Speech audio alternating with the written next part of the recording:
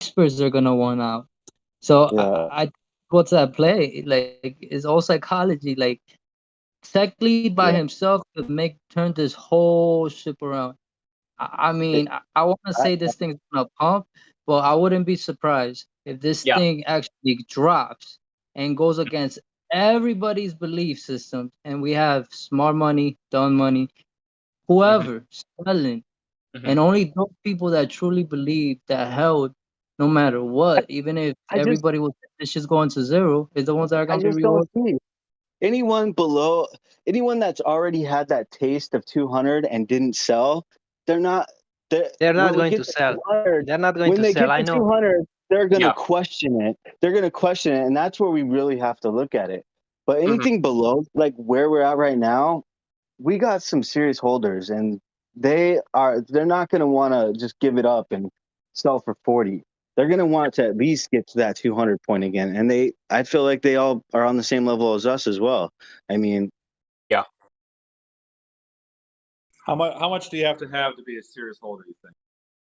well, One. they did the numbers. You really have to have 10K what coins, didn't that lady do to show us the numbers? Like at 10K The big coins you basically have to have 100 to be a 100 is serious pretty holder, no? Bill, what do you mean 500. by serious holder? Like a whale? Yeah, but that's serious, no? That's serious Yeah, Yeah. enough. yeah. What's a whale in your mind? How much is a whale in your mind? How much it 1,000 net? coins Oh, Yeah. well, a whale 10K, is 10K can coins. pretty much affect 10K. the 10K. liquidity pool. 1% of the 10K. supply. 10K. Yeah. 10K. 10K. Okay, then there's three whales then.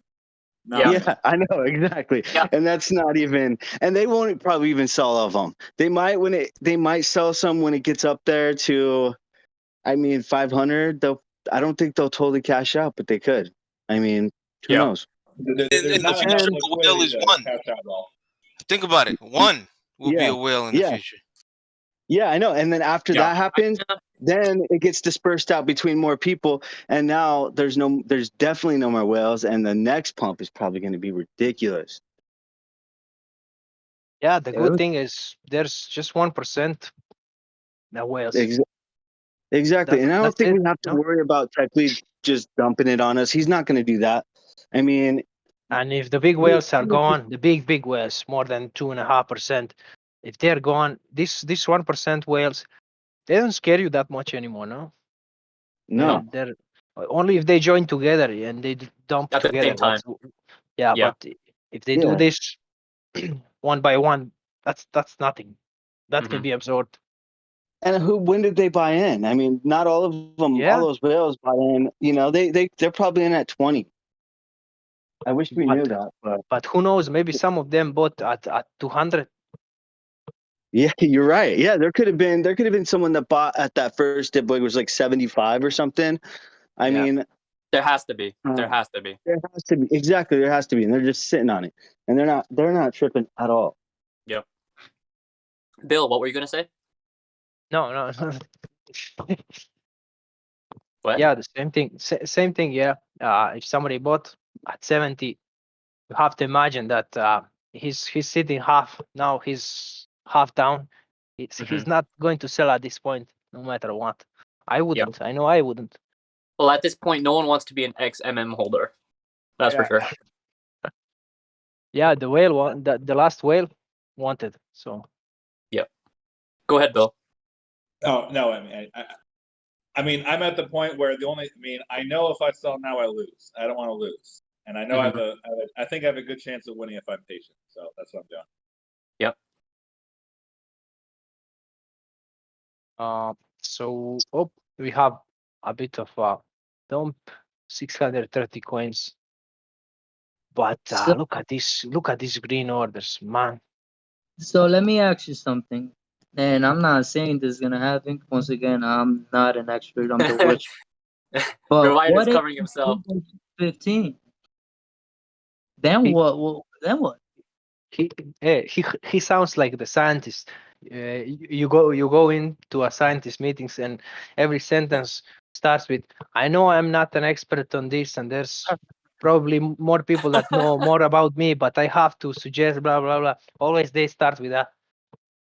Yeah, but I'm Oh, just saying. All I want to say is, even if we do drop, and Mhm. it looks like we're going to shit, Yeah. I'm still holding.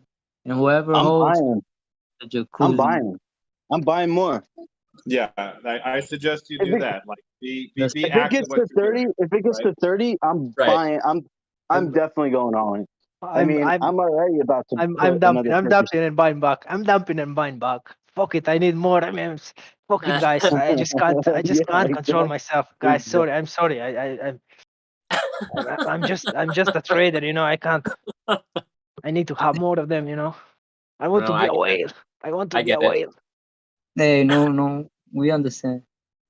You want to be a whale, but you're going to do the same thing as a whale. Yeah, but I'll buy back. I won't leave you guys. The only So thing I would you're say gonna dump. is I wouldn't automatically assume just because this price pumps that you're going to get I think you'll get some dilution of whales, but Yeah. I think you're still going to have a lot of buying and trying to reaccumulate when people panic sell. Still, Of course. Of course. It'll always be the same. Like there'll always be a whale. There'll always be panic sellers. It's it's just a part of what this is. Yeah, the market Agreed. keeps repeating itself, literally. Yeah. I mean it does, but I mean tokenomics wise, the whales should get smaller over time because as they sell, it gets riskier and riskier to rebuy back. Is what should be happening. Yes. To some Yeah, to some yeah, degree. to some. But if you're looking at the liquidity pool, you wouldn't be that afraid to sell at this moment, to be honest. Well, it's not about being afraid to sell. It's just that when you start selling, you're not getting a whole lot for your coins, right? You can't sell your entire stack and hope to get a great price. Yeah, it depends when did you buy them. Yeah, they're But making a pretty penny because they're getting more MM and they're getting paid for it. okay, Right, but we're like if you building sold a small 1,000 wall right behind now, us you're now. getting Yeah, we're $39. getting some sales behind us. I'm looking at the liquidity pools right now. Yeah. They're actually looking decent. Um, I don't. This thing, I think this is the bottom already. I mean, I hope we got, especially with the liquidity pool. If you look it up, pull it up right now. It's already starting to build. We got two lines right behind us. Mhm. Dude, There's a don't jinx it. small. Don't jinx it. Don't do that. You know, don't take the line. I'm not the Don't one store that's the lines. jinxing it. That's the thing is like whoever was talking about this thing going to zero was jinxing it, and like, I, yeah, I can understand, and I saw the liquidity pools, and I was looking at what he was saying, but Yeah. Mhm. you also have to look at where people are at, and there's a lot of holders that hold 5 coins, and they bought at 200, or they bought at 175. Mhm. Or even 75. They're not selling at that point. And because a lot of people did become a part of the community, they're just like letting it sit for a little bit. Yeah. We really got to worry, I think, really look at everything when we get to that 200 point again. Because that could be, a major sell-off just because people they don't want to risk it at that point, what they already had. They got it back. They're just going to dump at that point, which is fine. And then it'll drop a little bit, and then it'll Yeah. really rock it up. Would there be a strategy with providing liquidity where you would gain as much as somebody that is just holding? Like you would time this, average it out to change your liquidity range every time it hits your average sold price, and then you would switch that USDC. We're talking price going up, yeah. Switching up that half again for this thing and providing liquidity again, and Yeah, that's what they were doing. you're milking both ways. You're milking price going up. You're accumulating more MMs. You can be even putting them away, the fees, what you earn in fees, and you're just moving your liquidity pool upwards. And I think it's a Exactly. win-win situation, no? Yeah. Oh, yeah. When there's a moonshot, liquidity is like a win-win. That's what TL was doing. That's what all the other guys were doing at first. They were killing it. They were just moving it up as we mooned up, and they were the whole time they were just collecting money. The only thing, if the price, let's say you set up the range and end of your range is 100, and at let's say 80 is your average sell price. So the moment it hits 80, you're out. Yep. You take your liquidity out, you swap it, you swap USDC for MM, and then you go again in again, and just extend the range. So or you prepare for that right now. You buy MM right now where it's low. You hold on to it. You keep some USDC on hand, and then when we get that moonshot, you dump it all into liquidity pools at the higher range, so you automatically profit. So, and then you can continue to move it up as we go up. That's really probably the best strategy for the whole thing. Is buy now, buy low, hold, provide liquidity during the moonshot, and you're winning all around.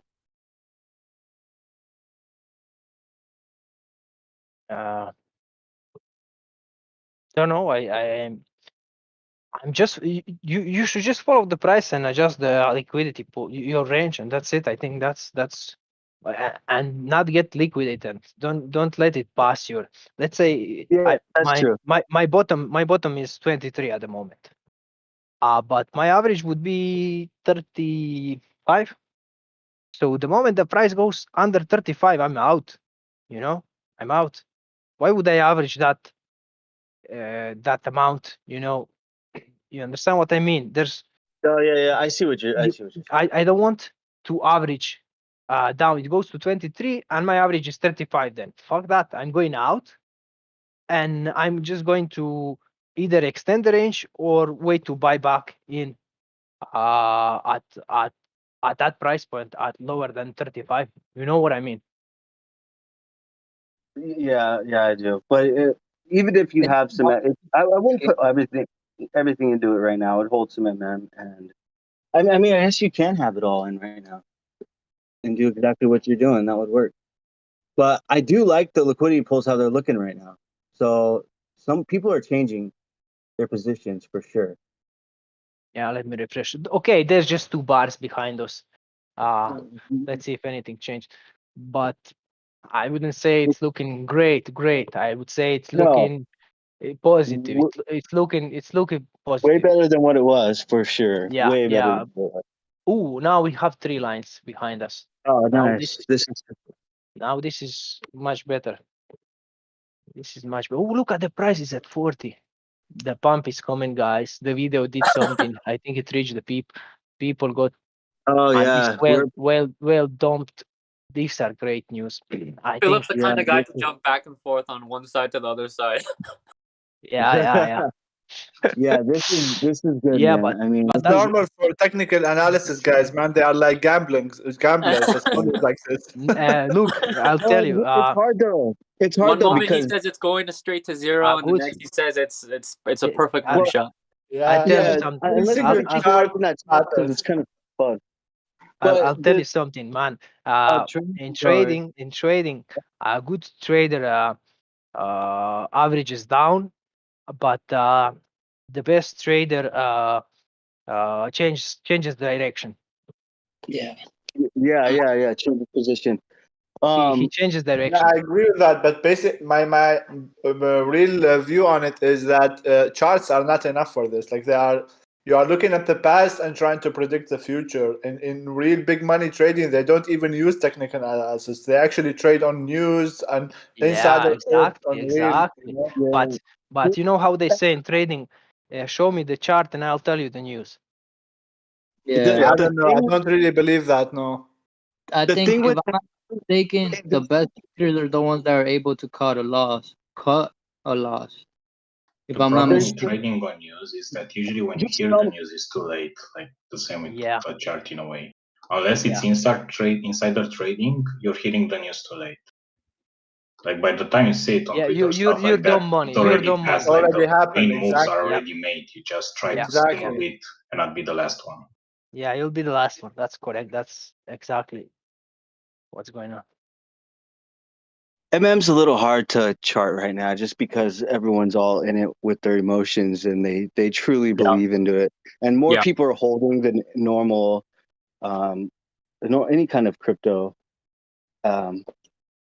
So it's a little bit different, and I know it's probably harder to read into, but I feel like people believe more in this than other things, and there's a lot of trust with TL, and that just helps everything out. Guys, another positive news. We have 4 bars behind us. Yeah. 4 bars. And we are at $41 right now. Yeah. Oh my god, it's going up. We are going, dude. I think this video, the whale dumping, I think the let's see what how the Discord is reacting. Dump the truck. Oh my god. I have great news. I think we're gonna hit 200 because I have 3 bars of green ice cream next to me. I mean, it's great news. We're getting there, man. Yeah, we keep getting sales. We just got 5K, 7K, 4K, 3K. They're coming in, and look at this is smaller amounts. When we start people start buying like 70K, 50K. We see that this thing's gonna get ridiculous. It could get ridiculously quick. So we're moving in the right direction. Everything was looking good now. What are you website are you using? Are you using on Defined or Dex Tools? Defined. I'm on. Look, another right buy. now, People are FOMOing now. They think it's the whale is gone. Now we can go in. There's nobody's going to crash the price 10%, 10K coins. None of that. Now the pump is starting. A lot of people were waiting for weeks just to buy in at such low prices. Yeah, exactly. And actually, I should probably put in a sale right now. And then some people. Liquidity pool looks nice. Give me that. Give me that. It's moving. Shut quick. up, Philip. God, you keep changing your mind. Give me that. Guys, I just wanted to say that there is a screen share capability. If somebody wanted to share their screen and talking about the liquidity pool and new orders come in, maybe someone can share the screen so that the rest can see. Okay, I'll do that. I'll do it. Thank you. I'll do it, boys. Okay, let's go to the liquidity. Oh, we are getting we're getting a pump behind our line on the liquidity pool.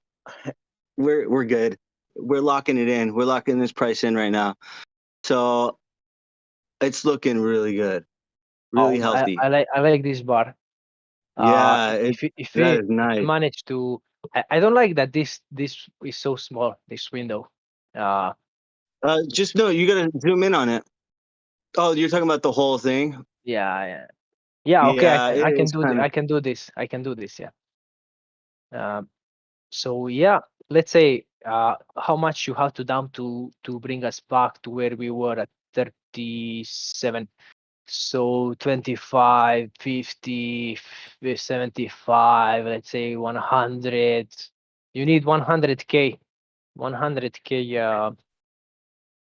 100K divided by current price 40, 2,500 coins. Dump would bring us back there.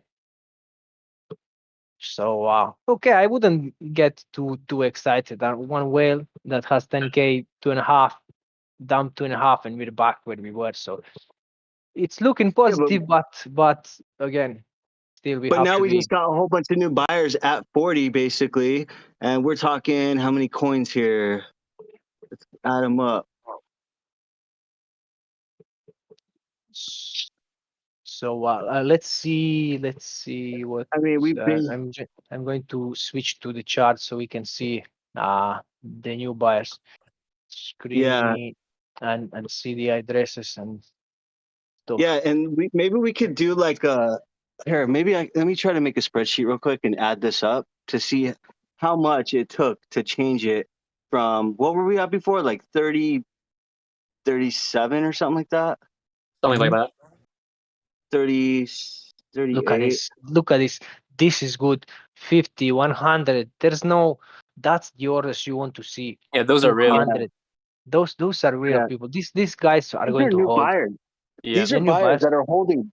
They're not. Yeah. I think our new low has to be 40. I mean, this guy maybe sold. A poor guy, 39, huh? Imagine he gets stuck now, and he's going to bite himself. I know that one guy sold. That guy sold 24 grand. Maybe they sold though for liquidity. For liquidity, yeah. This could be liquidity stuff because you never know. Look at this, all green, and then we had this morning few dumps. Yeah. You know, 5. Where is that big whale? All I know is MM better hit because I'm losing so much money working on this by not working. You know? 1F4. That's another one. The way it's going, I'm very optimistic. I think that we're gonna end up the day in green, guys. This is the guy, lads. Look at this, 4,000, then 2,500. That's 6.5. Oh, look at these 3. Man, they dumped today 3. That's 6 and something plus 4, 10K, and there's one more 1,000, 2,000, 12K. They dumped 15K. Are you sharing your screen because we can't see anything? You can't see that? You have to press. You have to press it. I can see it. Yeah, I can see it. Yeah. So that we had 15,000 coins sold, and we ate it like it's nothing. You know, we're still at 14, still pumping. Look at this, 1,500. And it's not, I mean, what we're trying to say is it's not even that much money that's coming in. I mean, it is coming in, and it's coming in good portions, but not like what it was coming in when we did that 200 shot. So from here, though, I think it's best to take it nice and slow, because if we get another huge pump and it doesn't hit 200, and when it has to consolidate and comes back down, that's the part where a lot of people are going to be shaken up again. Not a lot of people take this over and over again, this beating. I was saying that we might come to test this candle. 40 candle body. Yeah, candle 41. body today, if somebody remembers.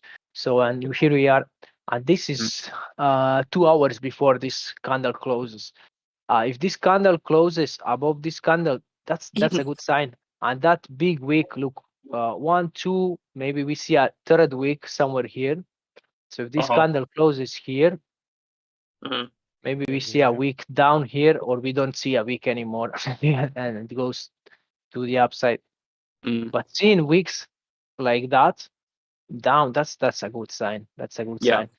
Look at this. If we look at it, it wanted to go down, and it's just like people were fighting it, like boom, boom, boom. Nope, not happening. I think we truly found the bottom, and especially here at the 50. Don't jinx it. Yo, well, we gotta hey, either way though, I don't even care if it goes down a little bit more. I got you. You know, everyone, you guys should be thinking the same thing. Like, you know what? Even if it goes down to like 35, or just buy more. Like, that's a huge buying opportunity right there. If you can buy whatever you can. I mean, we know it's not going to 20. Don't say that. Don't jinx it. You never know. They said it's never going to go to below 100, and then they said it's never going to go below 90. It's never going to go below 70.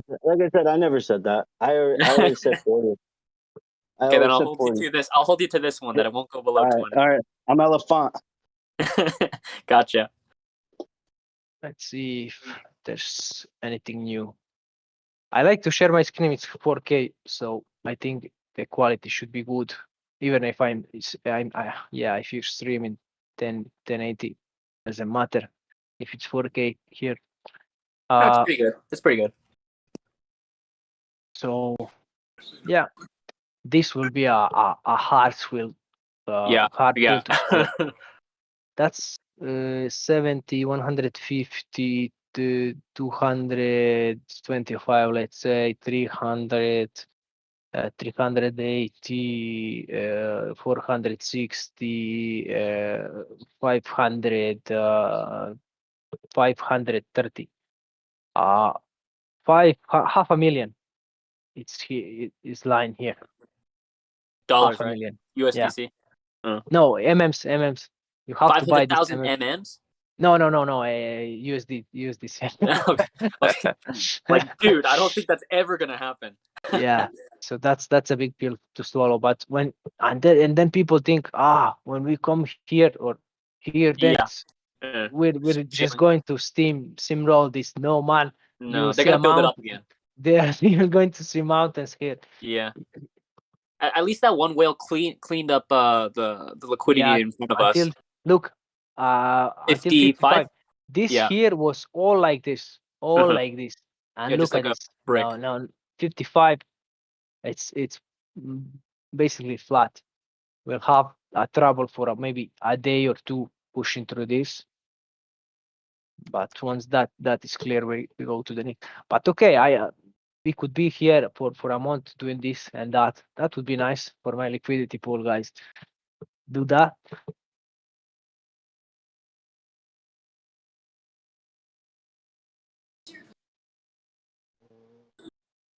So what else?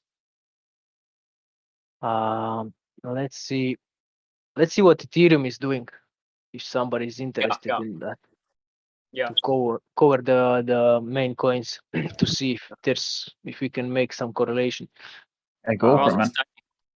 Ethereum go live. Hey, Philip, I have a question. Yeah.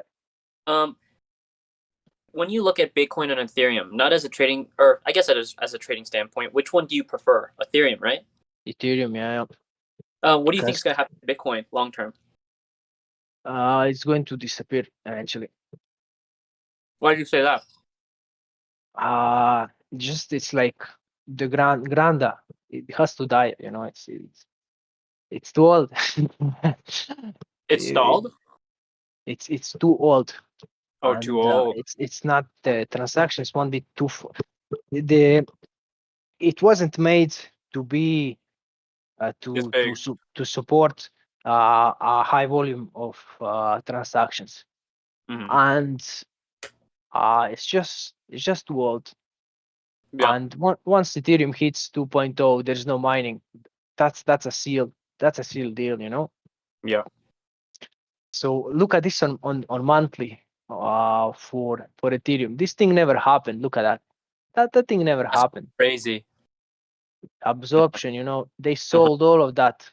All the moon boys trapped here. Look at that. Is this USD? Let me put USD. I watch this with euros. Okay. So yeah. Yeah. So you would ask yourself, there's a liquidity pool, but if you look at the monthly, that's a week. Do they want to go? Do they want to go to a week? I don't think so. Look at this. The week just went just where this body candle is from 2 months ago. And now we might go back and retest this candle body down here again. If not go, but by looking at these weeks to the downside, you see a lot of absorption here. So you would think that this white line is the neutral line for the price. That's where the neutral line is, because you're seeing this huge absorption buy orders here, and the price in 1 month it snaps back always. That's on the monthly. Would that be like a 3-pin thing that you talked about the other day? Yeah, but that's on because it's monthly. too big. Yeah, look, if you're looking at the monthly and it doesn't you go count. it counts. You go in now, you have to wait 2 years for it to because this is on monthly. You have 3 pins on monthly. Understand? So by the time that thing happens, months of pins, then you need 10 months of candles to for that pin to be valid, But let's go on a daily. Now let's go on the weekly. Just go one by one. That's what I like to do. Just look at it, and then it gives you a better perspective. So just a second. Where the fuck is this? Where I am now? Here we go. Yeah, back at 2,500. That's like a level. Those circle price prices, they like these certain prices, the market makers, and they usually build their positions under these prices and then break it up and sell above them and come back down. You see that? So the cloud. This looks similar to what we have now with MM. Right. Coming down, not quite touching the 50, coming down closer to 50, coming down closer, and then are we going to come down now and touch it? We might be here long enough for this EMA to come high to the vicinity where this pin is. So the price doesn't go lower. And then maybe a big pin here, a candle, and then whatever, maybe consolidation here at this price for months, or maybe a move to the upside, depending what they want to do, you know? Right. So you got to keep watching that for their signals. Okay. So I think that's unimportant because you go back in time and you see that before the bull run started, everything was flat and around that point, you know, under, over, and then, you know, it's like flat. And you look at it now, that's flat, and this thing is just too extended, too high, too crazy, you know, nuts. Look at this price action. Do you think there's going to be a correction? Still bouncing. Probably, or just hanging. The price has to level. You know, we're seeing big moves still. You know, up, down. Those are big moves. You know. Okay. It's crazy how much volume they can pump. Yeah. Yeah. Just the news, YouTube, and all that. You know, and people just jumping on the wagon every time. You wouldn't be surprised if it went down like pretty hard or stayed stable or even went up. It's basically anything for you. Yeah, I have this guy in the other group that's called Reality Traders Reality. If you want, I will share his a picture that he just put. Let me find this real quick. What he and this guy has a Lamborghini. Oh, okay. From trading, you know. So it's not like how do I download this photo?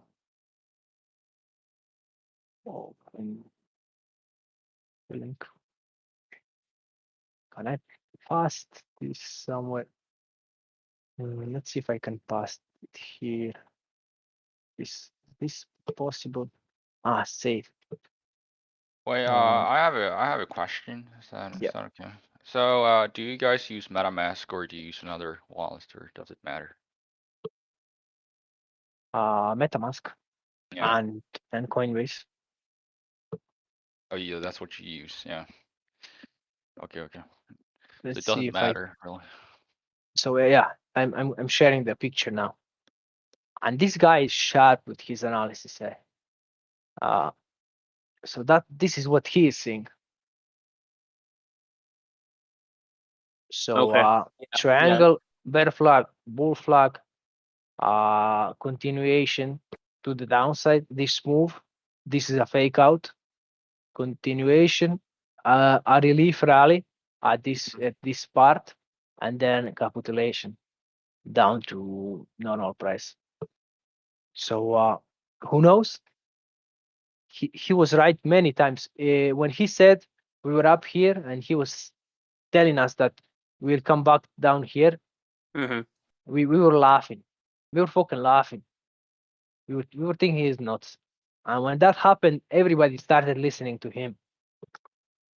His analysis is really good. He uses all kinds of fucking tools that I don't even know how to use. Has all this type of pockets, liquidities, loads of stuff, you know. And he pays for this. He pays to see, because I don't have this. Let me just change this. It's open price. What's the name of this thing? I should be using this, but I don't. You can see the volume at current volume. So let's say, where is Ethereum? Just a sec. Am I on Ethereum on the stream at the moment? No, I'm not. I'm just going to change this. Yes, you are. Yeah, that's so. He goes at that chart 5 minutes, and he can see when to short.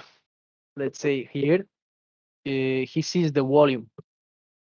He sees exact volume. Let's say we broke this blue line. Let's say it has resistance, and he can see in his chart that he pays exact volumes in these candles. And if he sees 100 million here, longs opened, he closes his short immediately, because he knows that people will take advantage of those longs here and just trap them and bring price down, you know.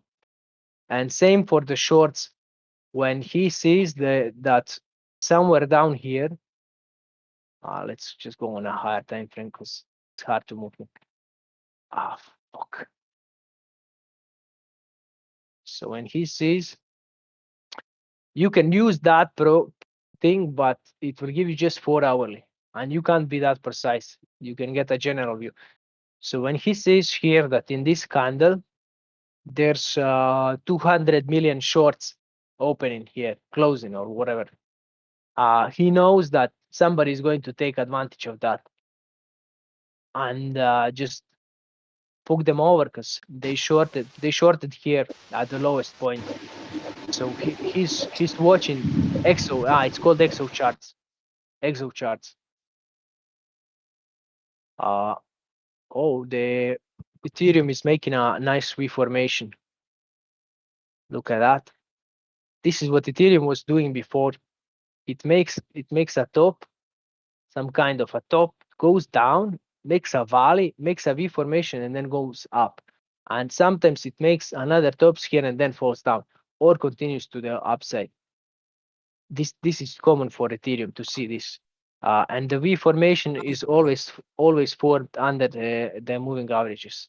If you're watching on 1 hour, so drop back to the moving average and back. Now this could be extended. This might not be the real move. This could be the first leg. Now we come to the move to the 50, go down one more time and then up.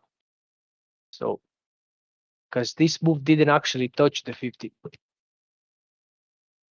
And you see lots of pins to the low at this support level. So this might be a bounce, maybe not a push, strong push to go through all of that, but a bounce for sure.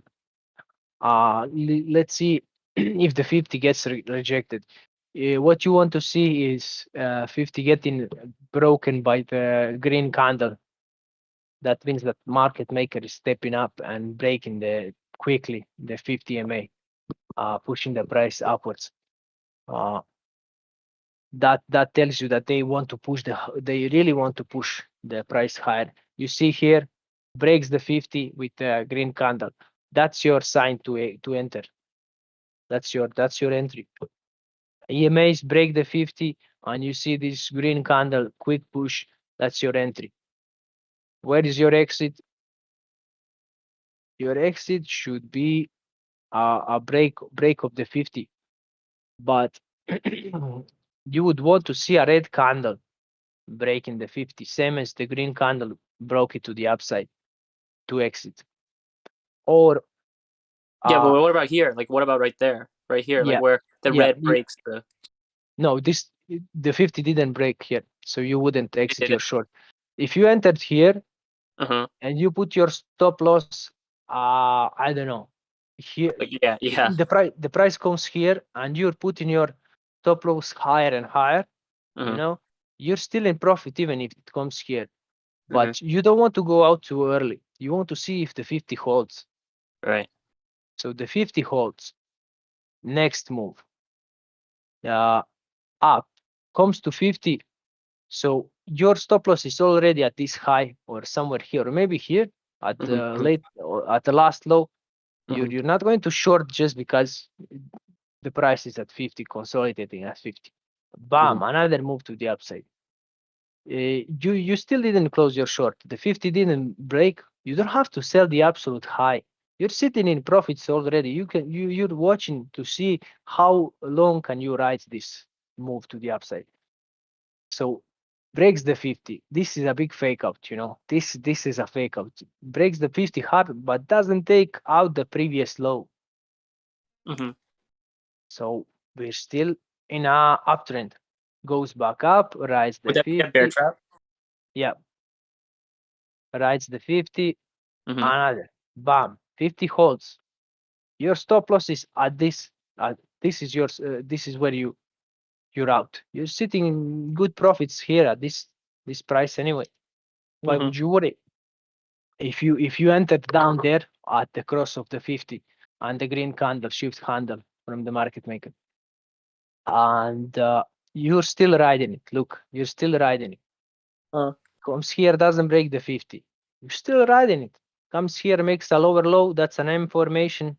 That's like a reversed V formation.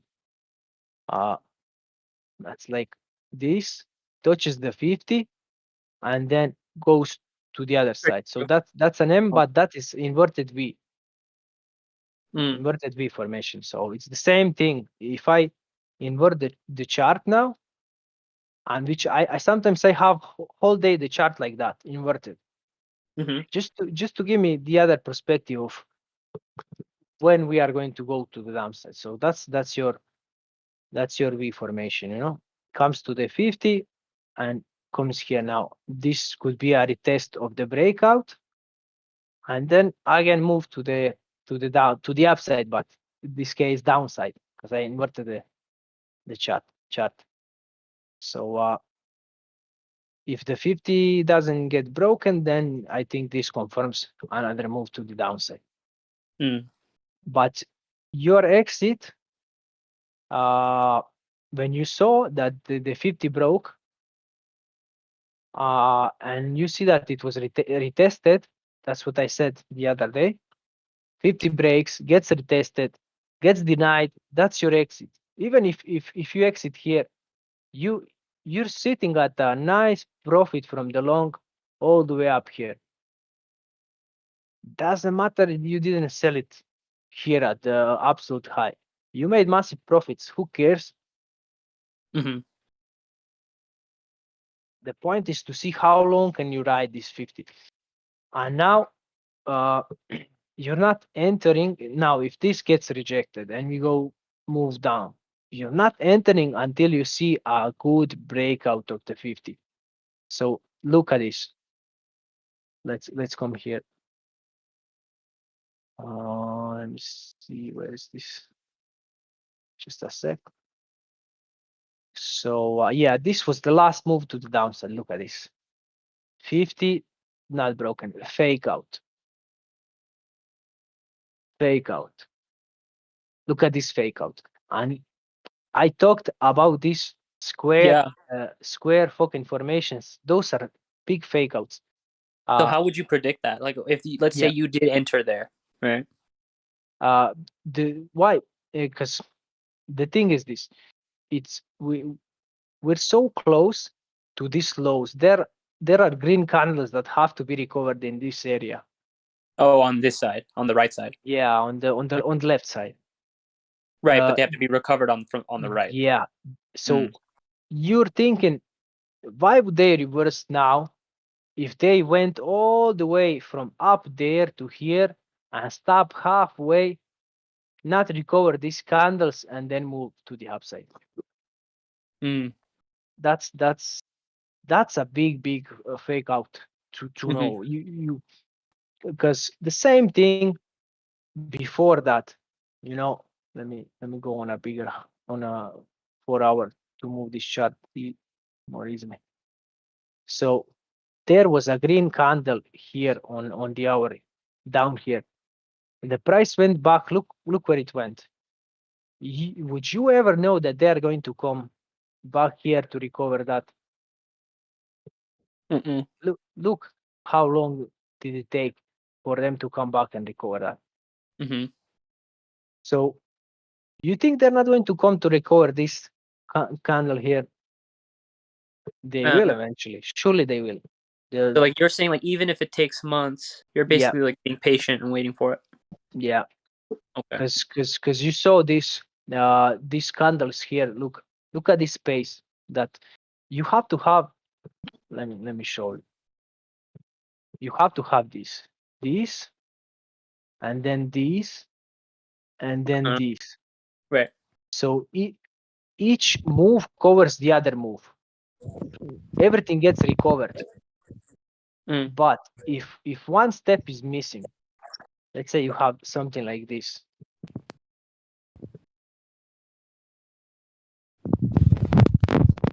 You see this? There's something missing here. Okay. That's and that's what happened. That's this and this up here. There was a hole here. And look where they went from all we were talking about this when we were at highs. It will never come and visit this area, these green candles here. Never. Yeah. Same as is never going to go back down to 40. And look, they went down and recovered that area.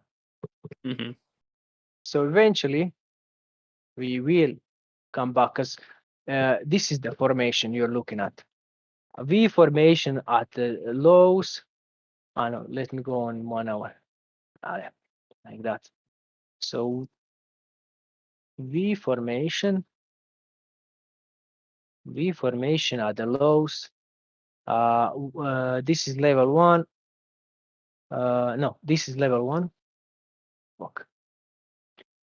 V formation level 1, level 2, level 3, peak M formation down, level 1, level 2, level 3 extension, and then down this V formation level. This is level 1. You can call this level 2, level 3 M formation, level 1, level 2, level 3.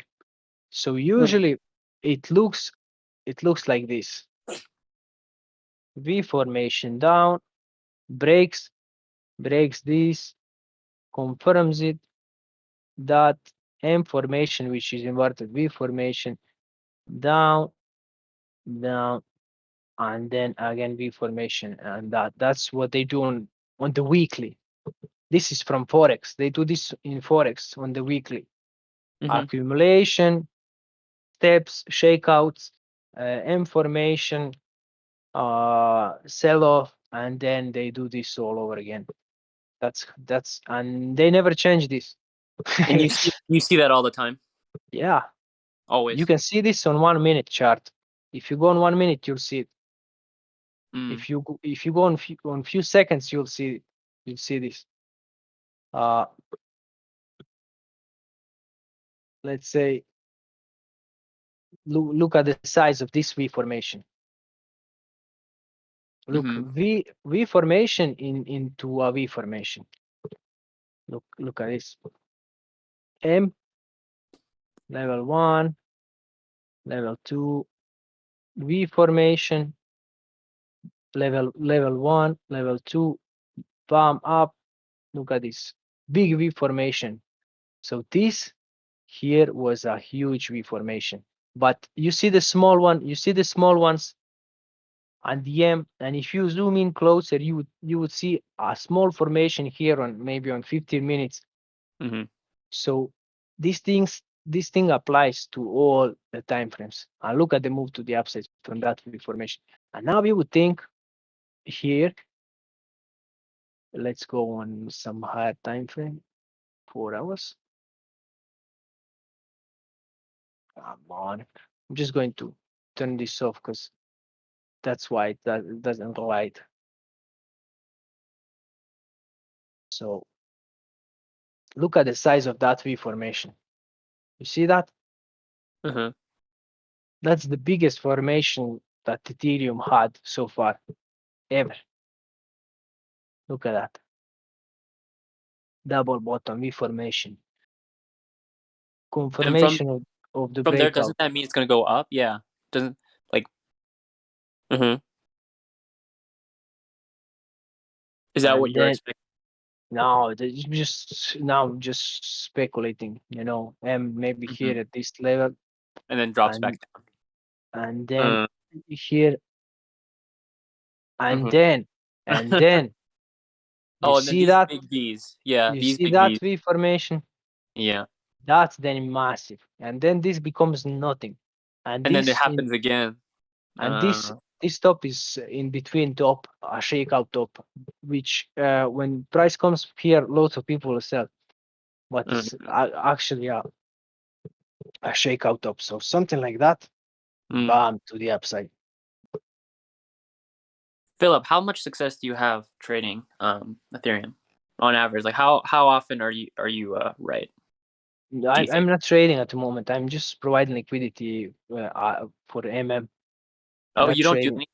Oh, yeah. I fucked up my last trade because I went from 3 Ethereum. I went to 7 and 7.6. It's trading MM token actually.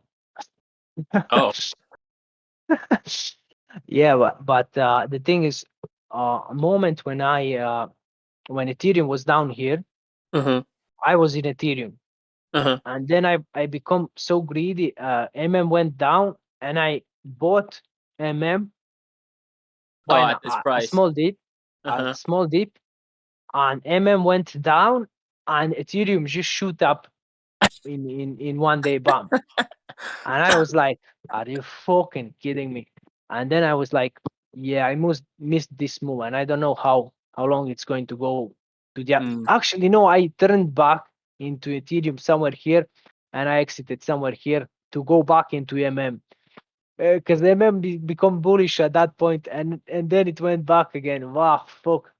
I'm now stuck in between trading Ethereum or MM. That's the thing. So, but don't get me wrong. If Ethereum goes back down here, and the MM is like 50 or 70 or whatever, I'm going to go from MM to Ethereum. You're going to MM to Ethereum if it goes to 70. Yeah, and then ride the next move to the upside, and then from there I'm going to go to MM again. Okay. And another thing is USDC. So I'm basically switching from those three positions. Okay. Ethereum, and MM. But at the moment, I'm providing. I like this providing liquidity because it's making me a passive income. The problem is I don't have time to trade. I have a job, full-time job, 3 kids, and it's really hot here in Spain. Go ahead, lady. Philip? Oh, sorry. You mentioned that you are providing liquidity for MM. Would you be able to share with us a little bit of how that works? Earlier today, I had a live stream, and one of the comments was that, we want to be at 10% or less in terms of liquidity, and that potentially, if we're not managing our liquidity properly, it can be having negative or downward pressure on the price. Can you share with us maybe a little bit more about what goes on there? Yeah, no, not about it. Let me just switch to to liquidity screen. Here we go. Morning, guys. Morning. Morning. I'm late Good at night. night. I'm going to bed now. Good morning. So liquidity. So you buy your MMs. You buy half MM and half USDC. And at the price where you buy them, no, at the price when you mint them, when you put them inside the liquidity pool, liquidity range, that's the middle point of your range. So half of MM, depending on where you set your range to for them to be sold, if you put them closer, your average will be somewhere here in the middle. Let's say you put so you entered with your MMs at 40 and you put your MMs at, let's say, 63.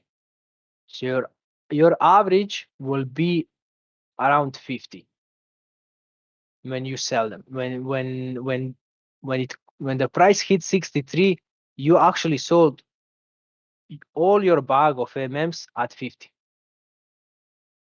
The same works with USDC. When you're providing the same amount of USDC at this side, so you're catching the MMs that are being sold on this side. So if you put your range of liquidity at 30 and now it's 40, your average is 35 when the price hits 30.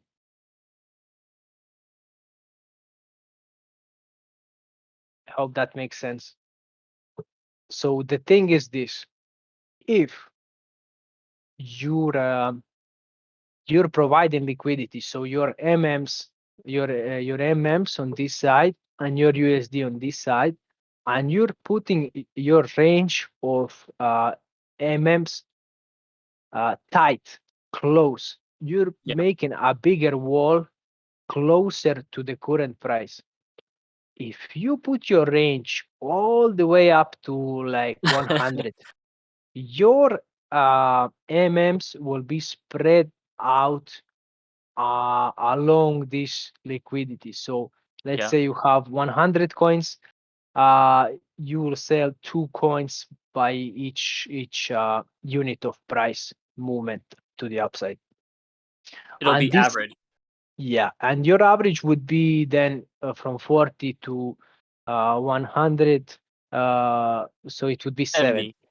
Yeah, you would see your average would be 70. Okay, for me not, because I know that I'm getting out at 70 immediately and making another liquidity pool. But that's another. Don't do that, guys. Don't do that, guys. Don't do that at home.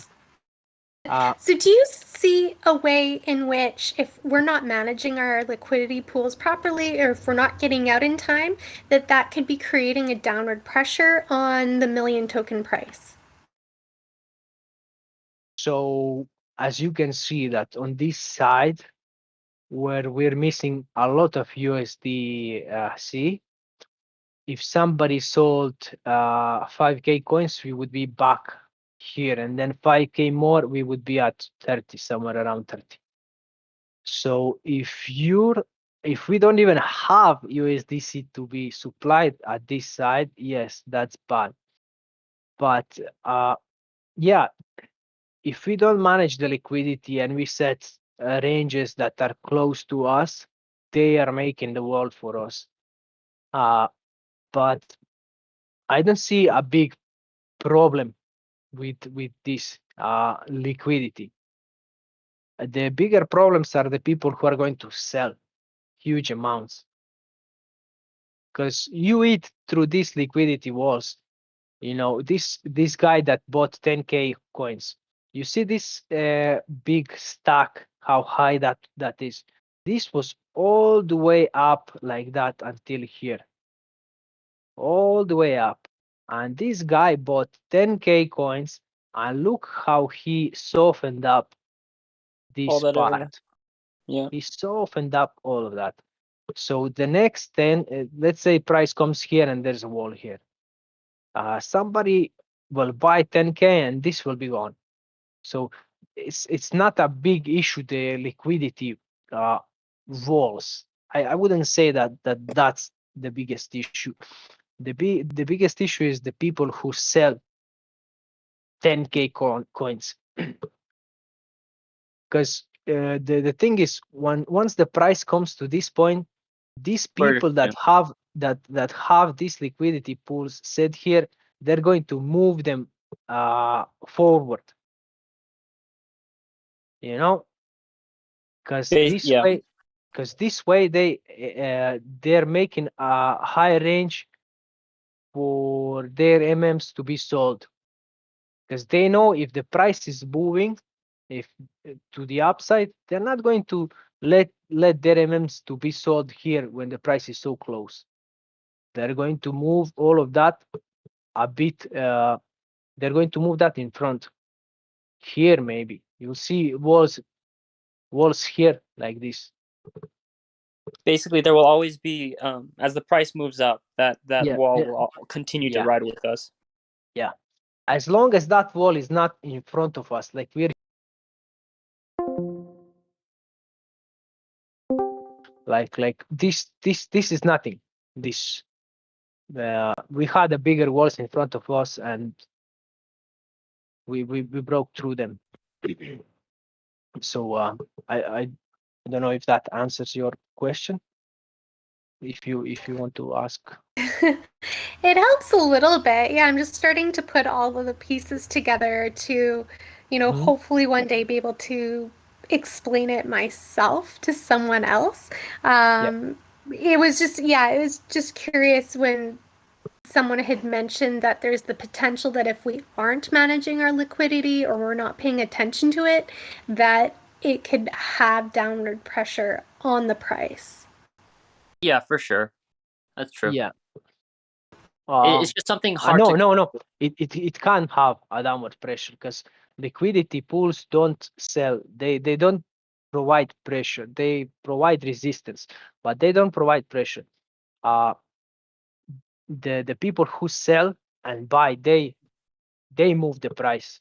Liquidity pools don't move the price. They are just, how to explain, you just have to go through them.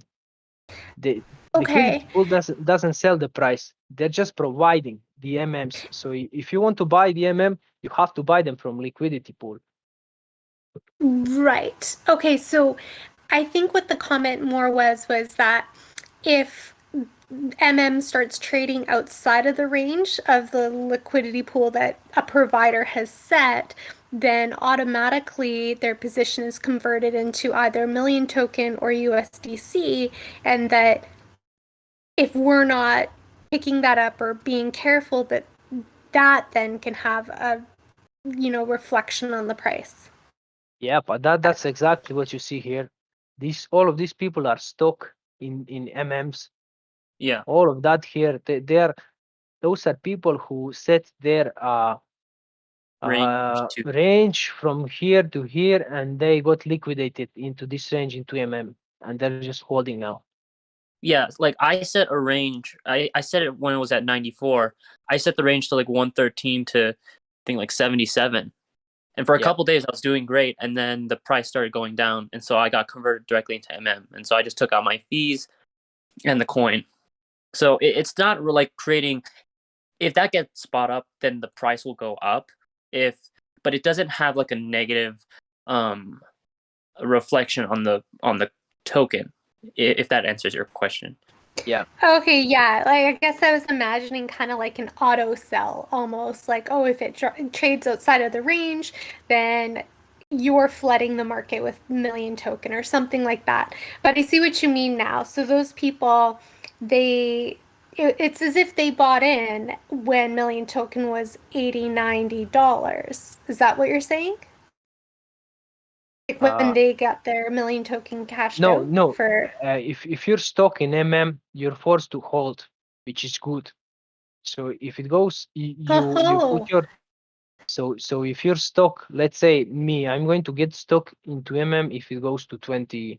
My range is to 23 now. So I'm going to get stock in if we get to 23. Of course, I'm going to do the move in between range, go out and make another range. But that's another subject. That's not for. So those people stuck, they actually can't change their Yes. position. No, Yeah, they have they to wait. can't. They can take can't. it out, but they can be now. dumb. This guy that is stock here at this price, he can sell half of his for USD and make a range here and earn the fees. But the thing is, he lost. He's in a loss. Yeah, because it's impermanent loss. He has to set a range again, to be hit exactly where he left, to average that to the place where he was stuck.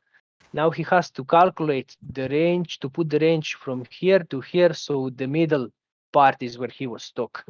So that's the only thing you can do. That everybody who provided liquidity here, yeah, guys, sell it. Don't sell it. Don't sell it. But you can provide liquidity again here, and then just average your way. You have to calculate these things. You have to. I see what you're saying is like change your range so that you are now within the limits. Yeah. Is that what you're suggesting? Okay, but you'd have to therefore broaden your range so that the price you're stuck at is now in the middle. Yeah. Okay. And then because I look at wallet addresses often, all of these that have been contributed to the liquidity pools, are they reflected in the Uniswap addresses? Say that again? Okay, so That's okay. the million token that say I buy 1,000 million token and I want to contribute 10% or 100 of them to a liquidity pool. As I understand it, my wallet address will now only reflect $900 or 900 million tokens. And then I would have to take the other 100 million token, and what are we trading at right now? Say $40 a token. So I would have to take that and $4,000 worth of, whether that's Ethereum or USDC, put in to match and put that into the liquidity pool. Where would that million token be reflected? Is that reflected then in the Uniswap addresses? I'll answer that question now because I've checked my address and see not Where Uniswap, Etherscan, no? Yeah. Should be on Etherscan. So I'll check my address now on Etherscan and see if I can see my. Am I still sharing the screen? Yeah. Yeah. Be careful. Okay, I'm not going to show my. That's why I'm. Yeah. Don't doctor.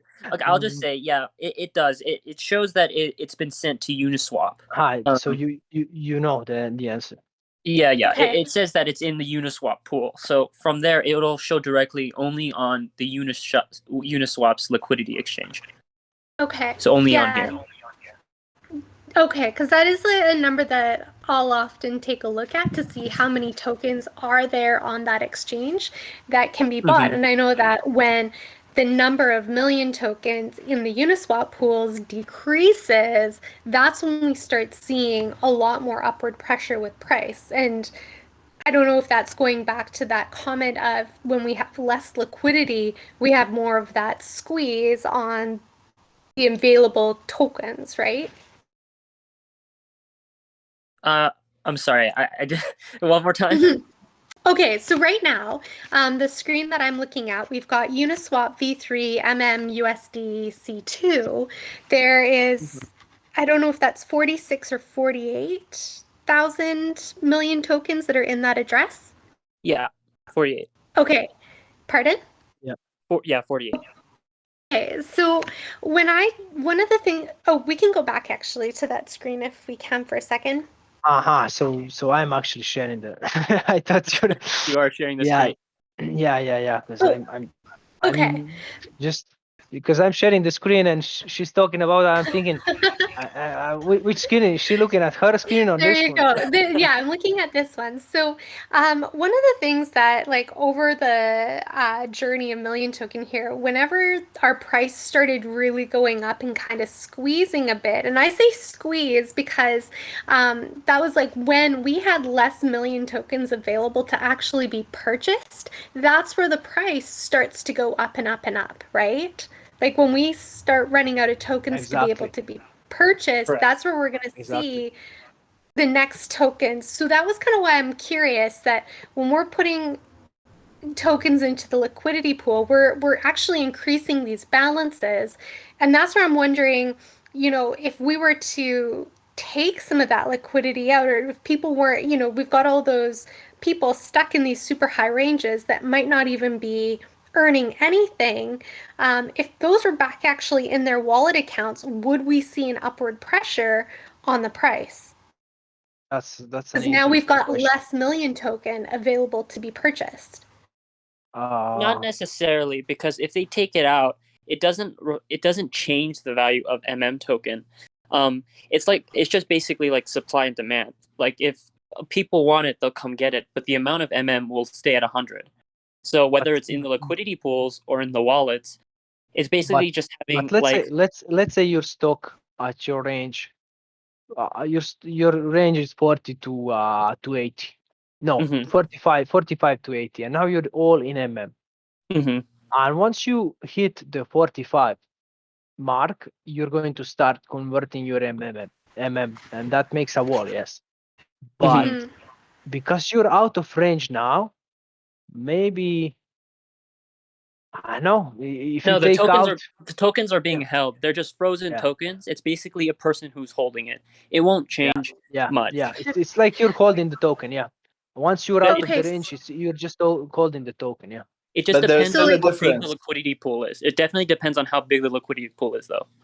Yeah, there is a difference because a holder is holding their coins in their own wallet, and those coins are not being offered for trading, either for buying or for selling. You can only buy or sell from liquidity pool providers. That's why it's so important. Everybody else who is just holding and did not create a pool is basically a holder, but it's like he's out of the game. Do you know what I mean? Yeah. And that is actually why. Say for example, I just want to ask her because you watch these whales and I see you're doing some analysis on this holder accounts. We had the other day, I think it was yesterday, a whale that had 2.4%, and he's gone now. Did he maybe He's not completely switch gone. to did he swap from is he in Uniswap V3 Is he providing liquidity? Because we have one on the fourth place here that has 2.4. I was thinking that whale is gone. Maybe he just switched to providing liquidity. So I did see account address and see what kind of ERC20 transactions he made, and usually the liquidity transaction will be based on multi-call. So you will see something like several calls packed into one call and made by Uniswap back and forth. So this is usually the indicator that it was a liquidity pool creation. I have the address handy if you would like to take a look at that. I don't know how to send it to you though. Yeah. You could probably DM him on here. Yeah. Pardon? You could probably DM him on here, just like on his user and just. And I'll just download the photo and share it on the screen. Okay, who is it that I should send this to? Or the truth will set you free. He's probably towards the bottom. Okay, thank you very much, guys. Yeah. I have Tom towards the end. I don't have the truth will set you free. The one who's live streaming right now, just send that over to him. Oh, he's right at the top. That's what it is. Yeah. Just the name.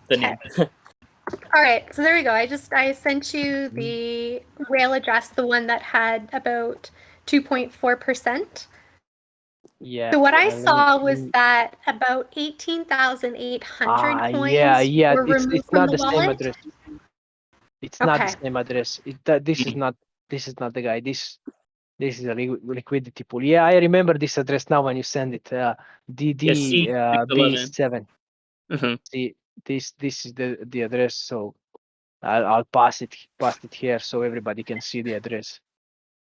I feel like I'm spying on people when I do this, but honestly, I'm learning so much from this. But last time I checked, which was before I fell asleep, it was still about 5.9. 5,900. Yeah, so he didn't sell his whole bag.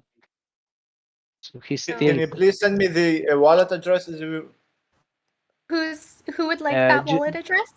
Mario. It's like a lion picture. Everybody has a lion picture on it. Okay. Yellow. No, wait. It's a blue and pink lion picture. Mario is my name. Yep, I can definitely send that over to you. Awesome, thank you. So that's no problem. Basically. So he's still in the game. He's not that big, but he's still here. Yeah. The whale that I noticed from yesterday too, it was interesting because the top 4 accounts all decreased, and the whale that bought in at like 11,000, 12,000 million tokens yesterday or the day before became the top holder. And I did notice that like at the prices that they were buying at, they lost. They took a loss on whatever position they held. Yes, So, definitely. No, the thing you have to understand here is this could be kids buying loads of tokens when this was $1, and they're not traders. They don't know what in the hell they are doing. They're going back and forth, selling, panicking. They're you don't know who's holding these wallets. This is not some financial institution that has 10 people sitting there discussing what they're going to do. What's the next move? This is some person that got lucky and got in when it was one USD, and now they don't know what in the hell they're doing. That's we're left in the hands of who knows. So, okay, going back, quickly to that question that I had. So, like we see in Uniswap right now, we've got 44,613 million token. How much of those would be locked up in a liquidity pool? It depends. But that's the liquidity pool. Yeah, that's all of it. The liquidity. That's all of it. Yeah. I mean, if you're like trying to like pinpoint like where most of them are located, it's spread throughout. It depends on like what your liquidity pool is set to, like your range and how many you have.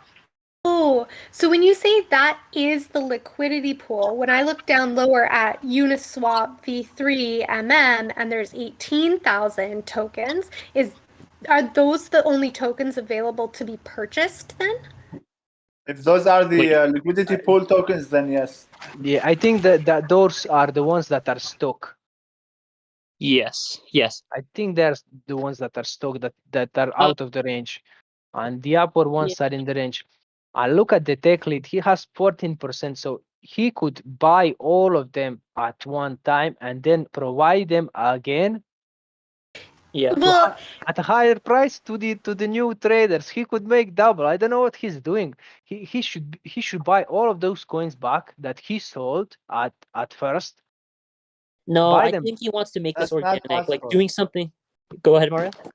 That's not possible because we are thinking of them as in terms of theoretically they are one pool, but practically they are not one pool. There are several people. So if he starts buying from them, the price will go up. He can't just buy them all at once. He would be paying. Yeah, he'd be paying a huge fee at the very end. And that's the mathematics behind the token, right? Like as that supply drops, the price of the next token that's going to be purchased is that much more. And like I remember, pardon? Yes, you are right. Yeah, and so that's just why I'm watching these numbers, and I don't know how these numbers react and relate with the liquidity pools, but I do remember that when we were, upwards of 170, 190, 200, right? I would go to buy, say, 1 token, and it would be 190. If I wanted to buy 6 tokens, it was like 196. Like that's how scarce the coins were becoming back in the day, or like when it was at that point. So yeah, I am curious if there is a function of how much liquidity that's provided by our liquidity pools, and if people were to claim them and put them back in their wallets, if that would actually make our price go up. I think I've lost everybody. You repeat the question in smaller sentence.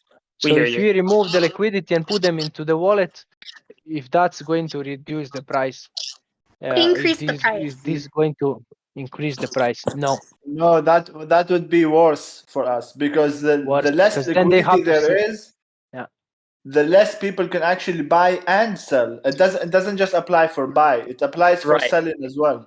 Correct. That's why when you set up a liquidity pool, whether the price is going up or down, as long as it's in your range, you are collecting those fees in a positive way. You're basically stocking a store. We are like providing the product for people who want to sell or we're going to purchase it from them.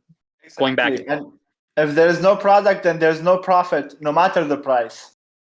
So so the token is the disco, we're the floor, and you're the dancers.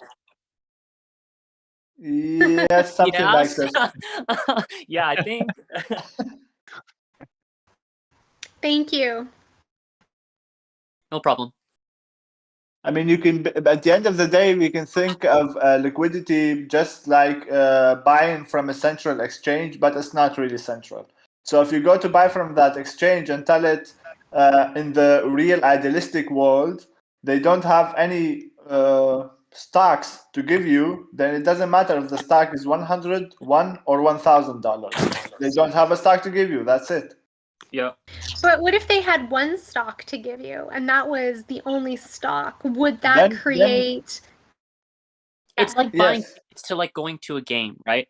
At the beginning, they're cheap, and like everybody's. If more people want to go to the game, then more people are gonna be paying a price, and you'll see that there's scalpers, there's some people, there's like vendors.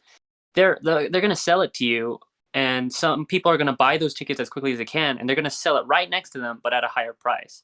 So the important word here is quickly to answer Leonis's question.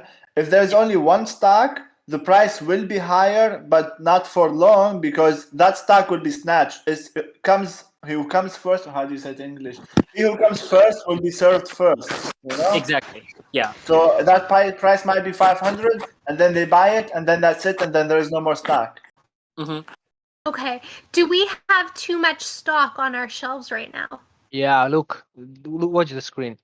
So this is the stock of MM, and this is the stock of USDC. So we have so much. You have so much MM to offer. It's like loads, 79K. So let's just see how much that is in USDC to buy. That's because all the small liquidity pool holders are probably out of range by now. It's too the fees are too high and not worth it to remove the liquidity pools. Exactly. Also, yes, correct. We can't think of the liquidity as some primary factor for moving the price. The role of the liquidity is not move the price, but support the price. If you know what I mean, like. The people who really the actions that will really raise the price or more have the most effect on raising the price is the number of people who are willing to pay for the token, and especially the number of new people willing to pay for the token. At the higher price. At higher prices, yes. By new people, I don't mean somebody who doesn't have MM. I mean somebody who's willing to put money, and as in USDC now, today, or Ethereum now. Those will affect the price the most. And then how fast that price goes up or how fast it goes down, that is dependent on the liquidity pool and how much of that liquidity is in front of the price and how much is behind the price. Yeah. So to level the plane between USDC, let's say we have a shop and we have loads of MM on the shelf and a little bit of USDC. So somebody has to come inside our shop and give us 3 million USDC to level the plane. 3 million. No, that doesn't mean that would not level the plane. That would shoot up the price to 1,000 because the liquidity is spread up to 1,000. Yeah, it's not set at like $40 pegged. It'll go up as you keep buying one more. You know. Like you are looking at the liquidity pool on Uniswap, and you are looking at the total number, but that total value in US dollar is a little bit not confusing, but deceitful, because it's not one thing. It's several people with several different pools and at several ranges. So at one range you buy at 50, the other range you're gonna have to buy at 55, and then somebody is not gonna sell you until you pay him to 567, you know, so it's spread out. And if you look at the liquidity pool, I think people put ranges up to 2,000 now, so it's really spread out. So is that like, if we go back looking at the liquidity right now, what if we had absolutely no liquidity past $40, like, sorry, below $40? If the only liquidity existed above $40, would that mean? If we had no liquidity above $40, then we can't buy anything above $40. And then same thing. If there's no liquidity below 40, nobody's offering anything. There's nothing in the shop. Nobody has to offer. There's nothing in the shop. There's no MMs in the shop then. You're asking to sell a specific product and no one is willing to pay the price. Yeah. I think she said behind the price. So it works both ways. It works both ways. Both ways. So if there's no USDC at this side, then you can, somebody dumps 10K and we're back to somewhere here, 1035 or whatever. So if there's no liquidity below 40, if there's no liquidity, you can't dump either. Yeah. If there's no liquidity behind the price, if you're a whale, if you're a whale, yeah. If I'm a whale, this is what I'm thinking. So let's say I have 20K coins.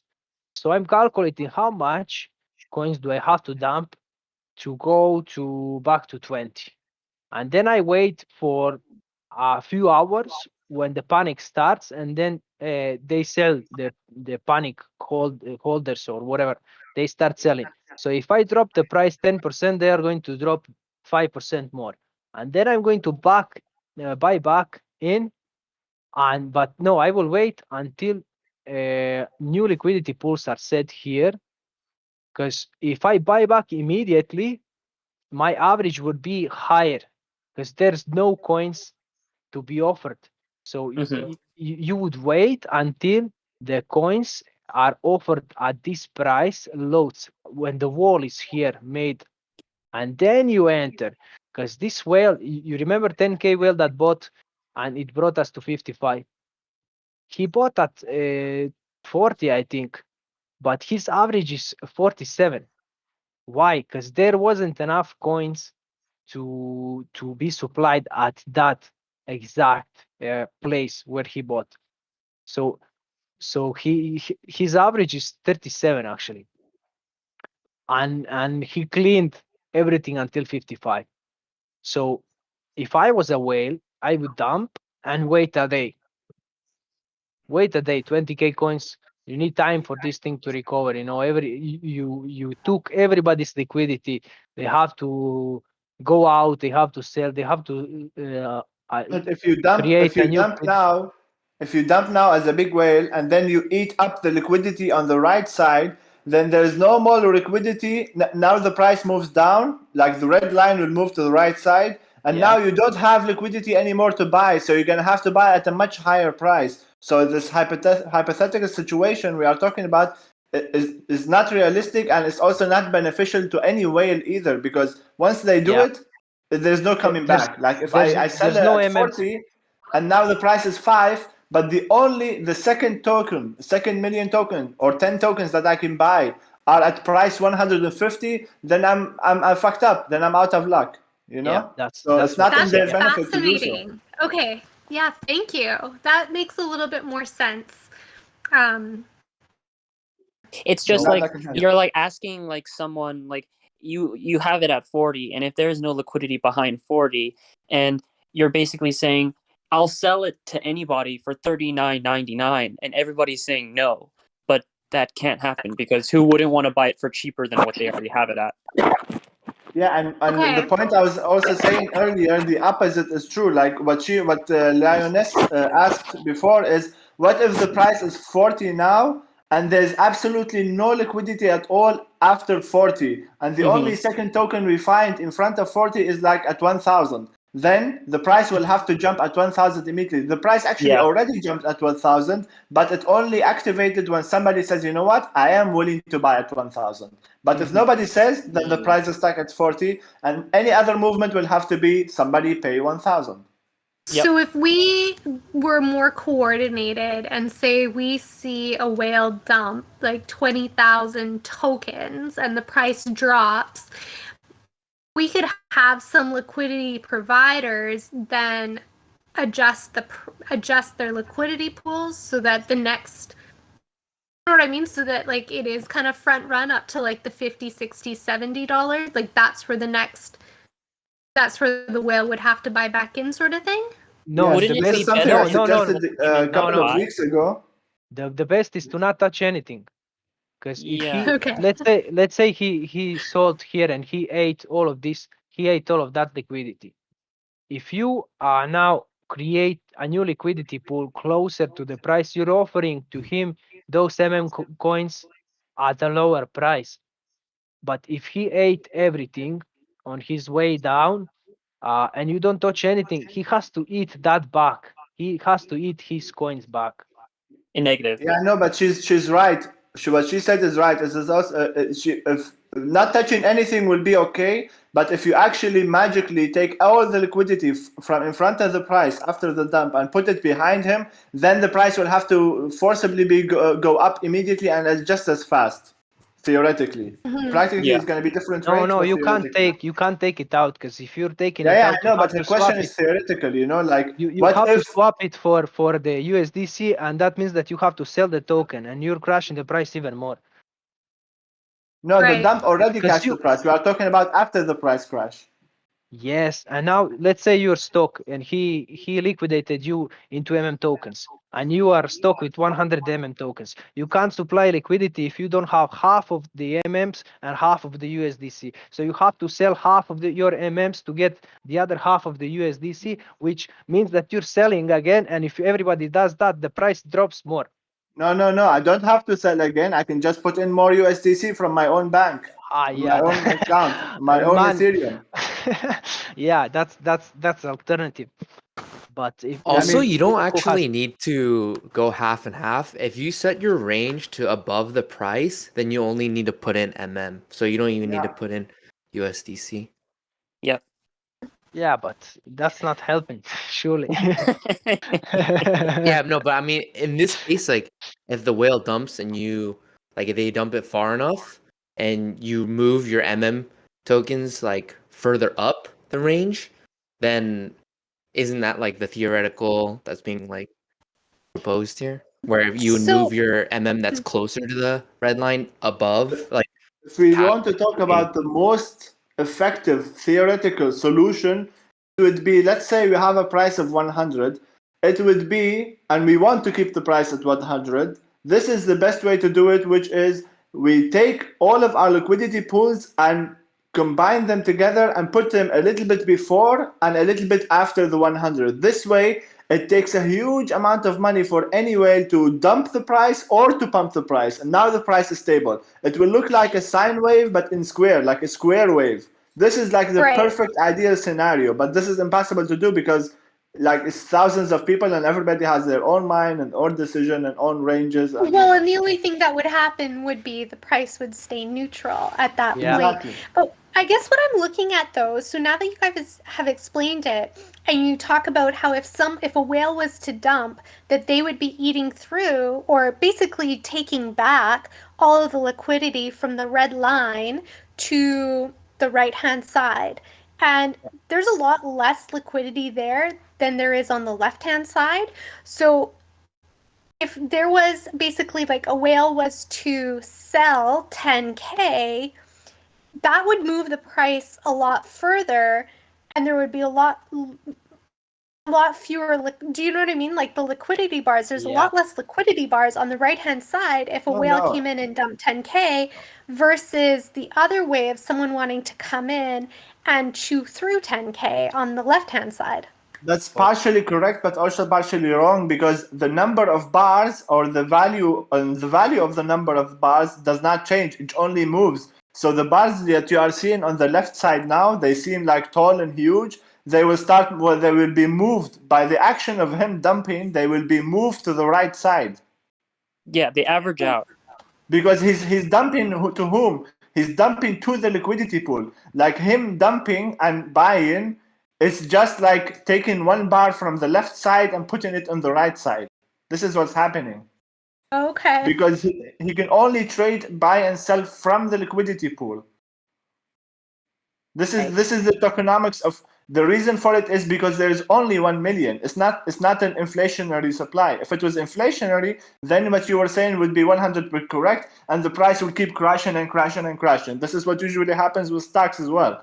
If the company produces more stocks and more stocks and more stocks, they offer more, then the price keeps crashing. Because it's getting diluted. Yeah, but Exactly. not all the But coins there's no are in dilution the here. It's liquidity. just moving. Not all the coins are in liquidity pool. You have 79K coins in liquidity, 79K. And you have 3.5 million of USDC at the moment in liquidity locked. So, yeah, you can calculate that you can push the price further easier. It's easier to break the price now to the downwards than to push it upwards. Yes, that's true. And if more people who are just holding MM in their wallet, the reason the numbers are a little bit low, and the reason we talk about people with like 10,000 or 20,000 coins as being whales, which in reality they are really not, it's because the majority of people are not putting their money into the liquidity pools. Because if the majority of the stuff is happening, or not, it doesn't need the majority, but if it's a lot more money and coins are being provided as liquidity, it will be harder and harder for any whale or any amount of token to move the price a lot. Correct. Yeah. So we should be teaching. We should be teaching new people that when they come in, don't just buy. Put your money into liquidity behind us.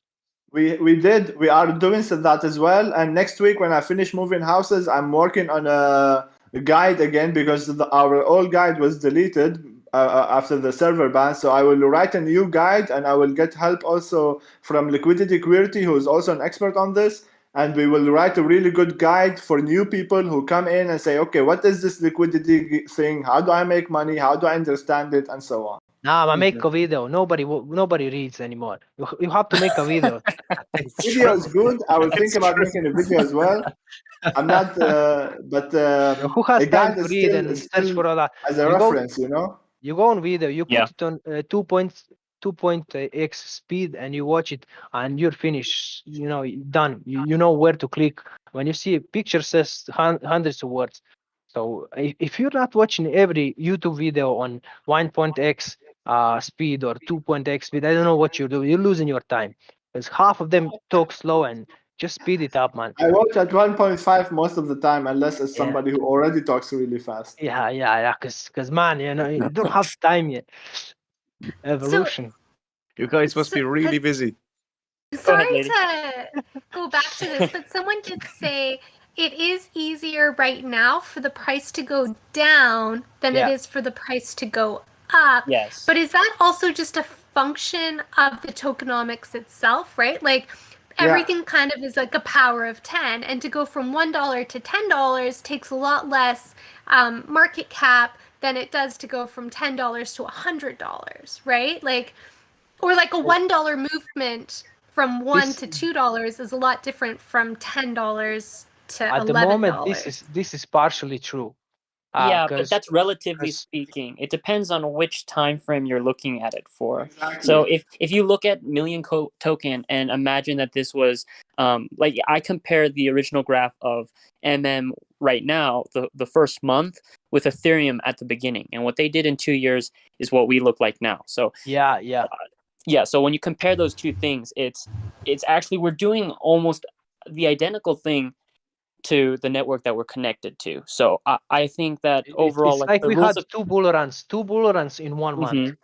That kind of thing is now, yeah, exactly. That kind of thing is pretty rare, though, especially with a new token that just got released and didn't have like a following before. So with the powers of 10, yeah, for sure, that is significant, but only significant to the people who got in at the beginning, or the people who are going to get in at like 10 or like 100, stuff like that.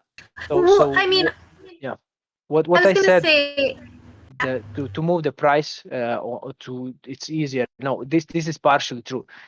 If you move these 4 bars, if you're looking at the screen, then this becomes true. If you look in 4 bars in front and 4 bars behind, you're at the same thing. But if you're looking past this 4th bar, if you go past here, that, then this is like avalanche. Yeah.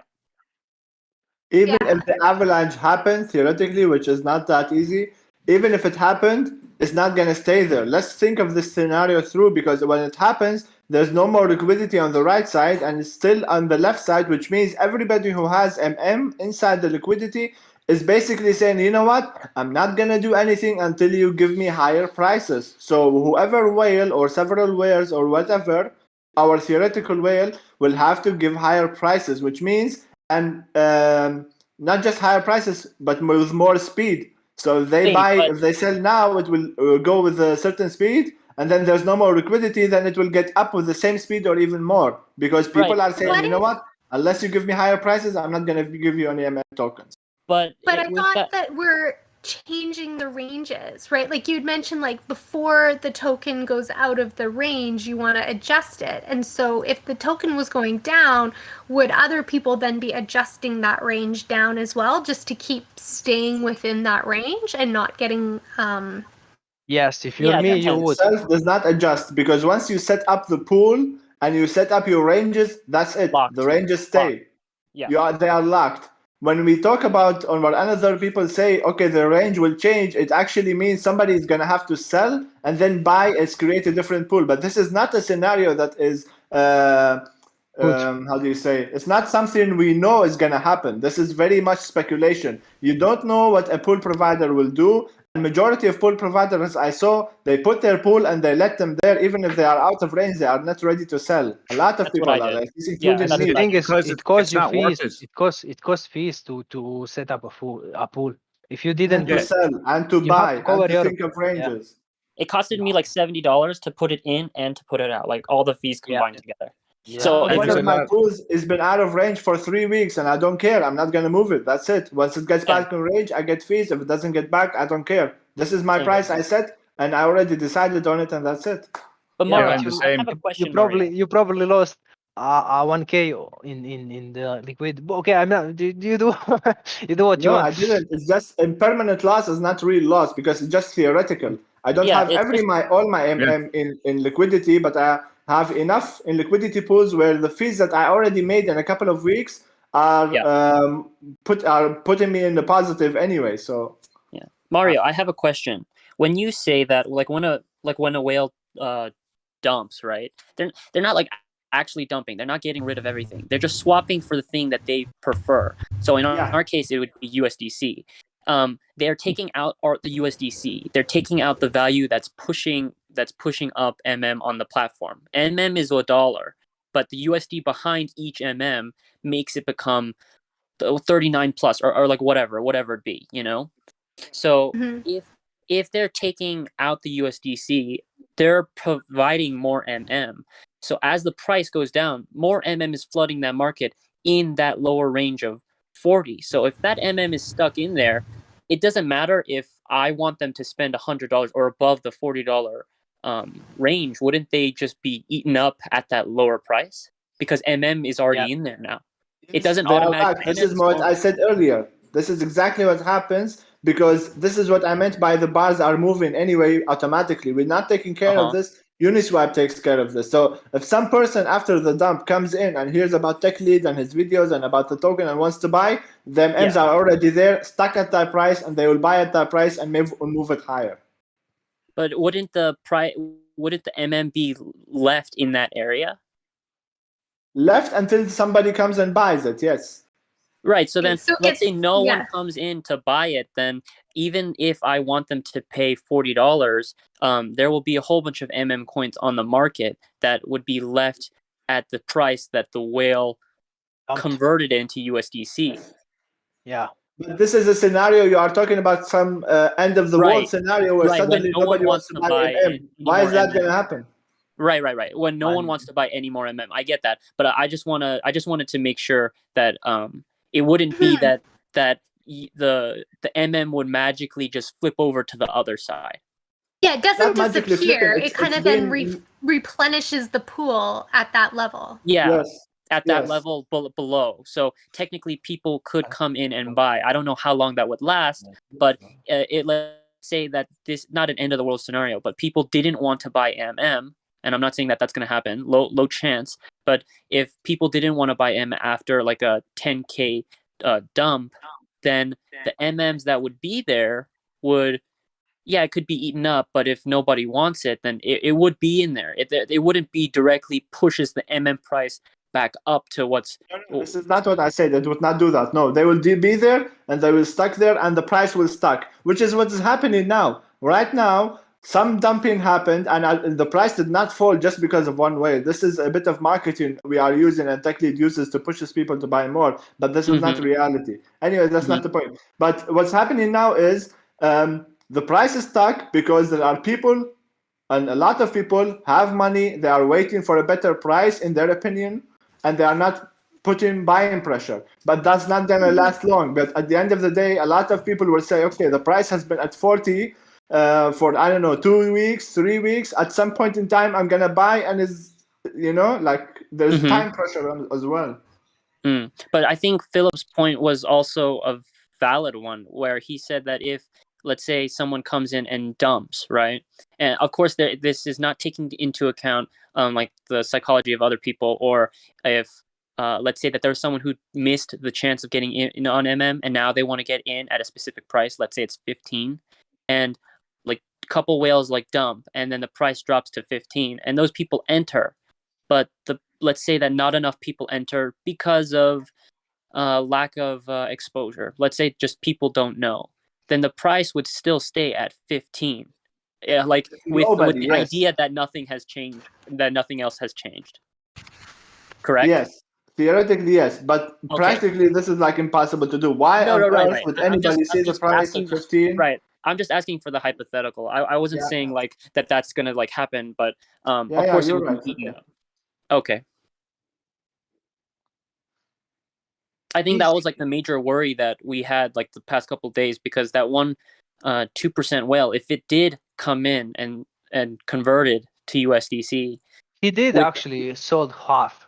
Well, half, not all of it, but if they sold all of it, it would have dropped. It would have eaten up all the liquidity pools, and of course, people would have come in, but. And we wouldn't know. And it would be much easier for those people with their lower amounts of money to move the price higher. And this is what also Tech Lead said in several of his videos. It's good if whales are dumping now, because this means whatever they dump is being distributed. I hate that word, but you know what I mean. It's being distributed on smaller people, and which means it's being more decentralized, and it doesn't have to be at once. Like this decentralization is going to be happening at a little bit slower pace, but that is actually better for the community and the coin, because let's say we jump into the future 1 year from now, and that distribution has already finished, and there's nobody at all who has, I don't know, more than 500 MMs and is able to do anything in terms of moving the price. And that's when we say, listen, we have an awesome coin with awesome projects, and our price is stabilized. Okay, go ahead, Milton. Pardon? Yeah, go ahead. Sorry. Yeah, like I understand that on like the basis of, say I bought in at $1 and I bought 1,000 coins and I sold when it was $10, right? So I bought in $1,000, I sold at 10,000. We would need 10 people with $1,000 investment to basically eat up those coins, and the market would broaden, right? We go from one person holding 1,000 coins to 10 people holding 100 coins, essentially, right? Like if I put in that $1,000 and then they each have You just did a $1,000. better summary than I tried to do. Well, that's it. Pardon? You just did the better summary than what I just tried to explain perfectly. That's it. Well, and you know what? I really want to understand this liquidity so that I can then that I can convey it to other people, and I still haven't quite understood. So like there's that side of the price action, like just the general supply and demand, and as the price goes up, that side of things. But like I'm trying to understand how the liquidity pools, how that can affect that, right? Like affect what? I don't know what are, pardon? Affect or what? Yeah, like I mean, barring any other changes, like I guess what I'm trying to say is say that process takes 10 days. That we go from $1 to $10 and I cash that out. Would how much liquidity is locked up and with whatever ranges and what side it's on of the $10 mark, would that affect how many new $1,000 holders need to come in to buy up those coins? I guess that's what I'm trying to say. Okay, now you are talking much more complex mathematics that are not easy to like calculate in the top of my head. You have to actually sit down and check every single liquidity pool and all their ranges and all their pressure, and then you will have to do like complex integrational mathematical equations in order to figure out how much I need of this to go up or down. Like. So it gets a little bit too much. It's doable, but it gets a little bit too much to like worry about. Essentially, you know what I mean? There is an impact then. Like however we set up our liquidity pools on the day it hits $10, that would affect how many people need to come in with $1,000 purchase to basically buy up whatever is sold off. It wouldn't just be a straight 10,000 out, 10,000 in. Yes. The other question is if the price is say $10, right, and say TechLeap put in a pool with 20,000 tokens at $10,000, do those tokens at that mega high range affect the price? Say that again.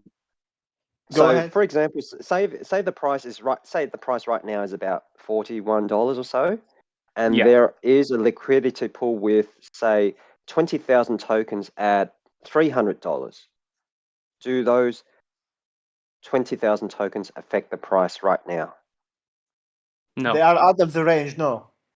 They're frozen, so they're locked out of the range. So basically, let's say you had a range from one. What? The range is $41. The range is what? It depends on who made the range. So this is what Mario's point is that the variable that you're adding here is every single person that has made a liquidity pool. That is the difficulty of trying to time this kind of thing, because you have to look at every single person and see how many. But if they made a very broad range, say from $40 to $70, it will affect it. That's what I'm essentially. Yeah, so that kind of range, it's actually pretty small, like in terms of like relatively speaking. But yeah, like if the nut price of goes into that single range, that one person single range, then yeah, that range, that liquidity provider is providing a product. They're providing and USDC at the same time. But if it drops below the range, if it drops below that one person's range, and if it goes below, then that liquidity provider only has and no USDC, and that has become frozen. It can't be touched until the price enters that phase again. But if you put a lot of it can be tokens, sold, but that's not beneficial for the liquidity provider. That will means that they are in a loss. So if you put a lot of tokens at the moment, say in the $60 range, maybe 1,000 tokens of it, would it encourage the price to go upwards? No. If anything, it would just be another wall. So you have to think of it like, so there's many different liquidity pools. I know someone on here that has a liquidity pool from $1 to $10,000, and they put in 10 coins. Like, he has made almost nothing in fees because those 10 coins to be sold, it has to average at around the $5,000 mark. Yeah. So is that moving the price? Not necessarily, because the liquidity pools are they're just stores. So like each liquidity provider and each pool is a store with two products, a USDC and the reason why I asked that question is that previously someone had a post to say remove all your tokens that is out of range at above the price. Because that's the purpose for that. They were saying it's not the same as hodling. Yeah, and it can. So, but now that you're saying it's out of range, it doesn't affect the price. So that post is wrong, essentially. Is that right? They are not wrong. They have a different purpose.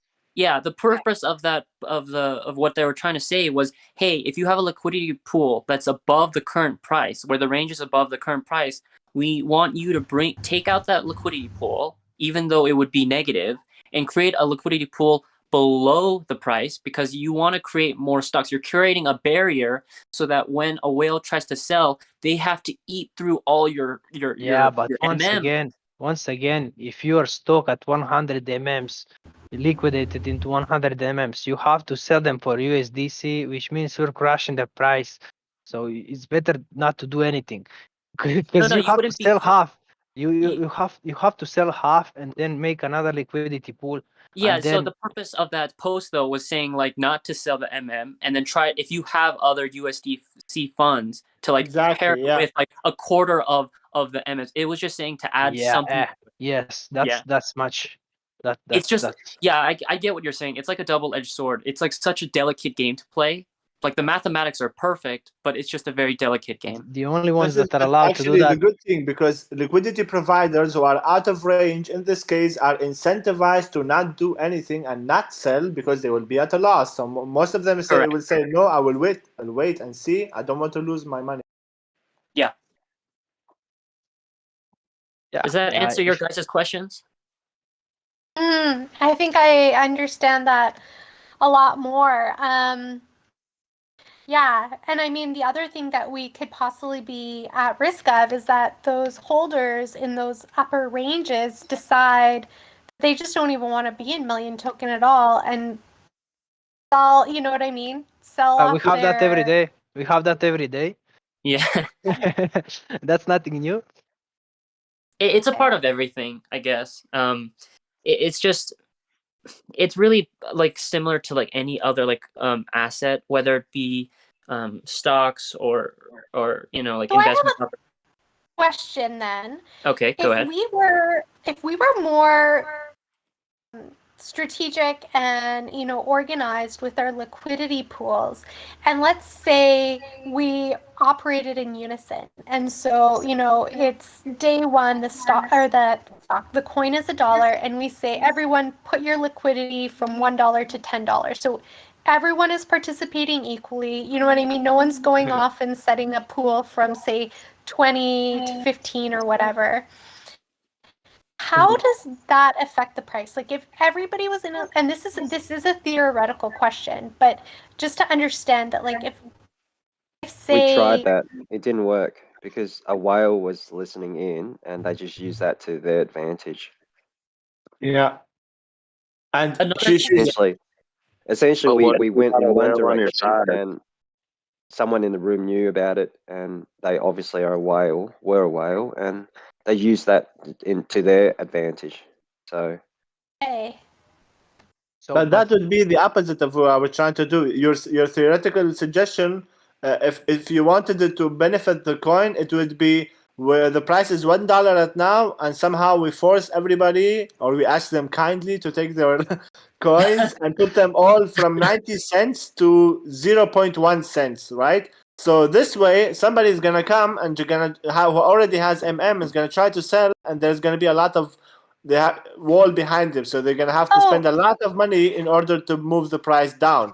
No. Sorry. I guess I'm coming at it from a different angle. I'm thinking, we're back at day one and no one's bought any tokens, but we're doing this a little bit more in unison. And I guess what I'm trying to understand is just the magnitude that having liquidity in the pool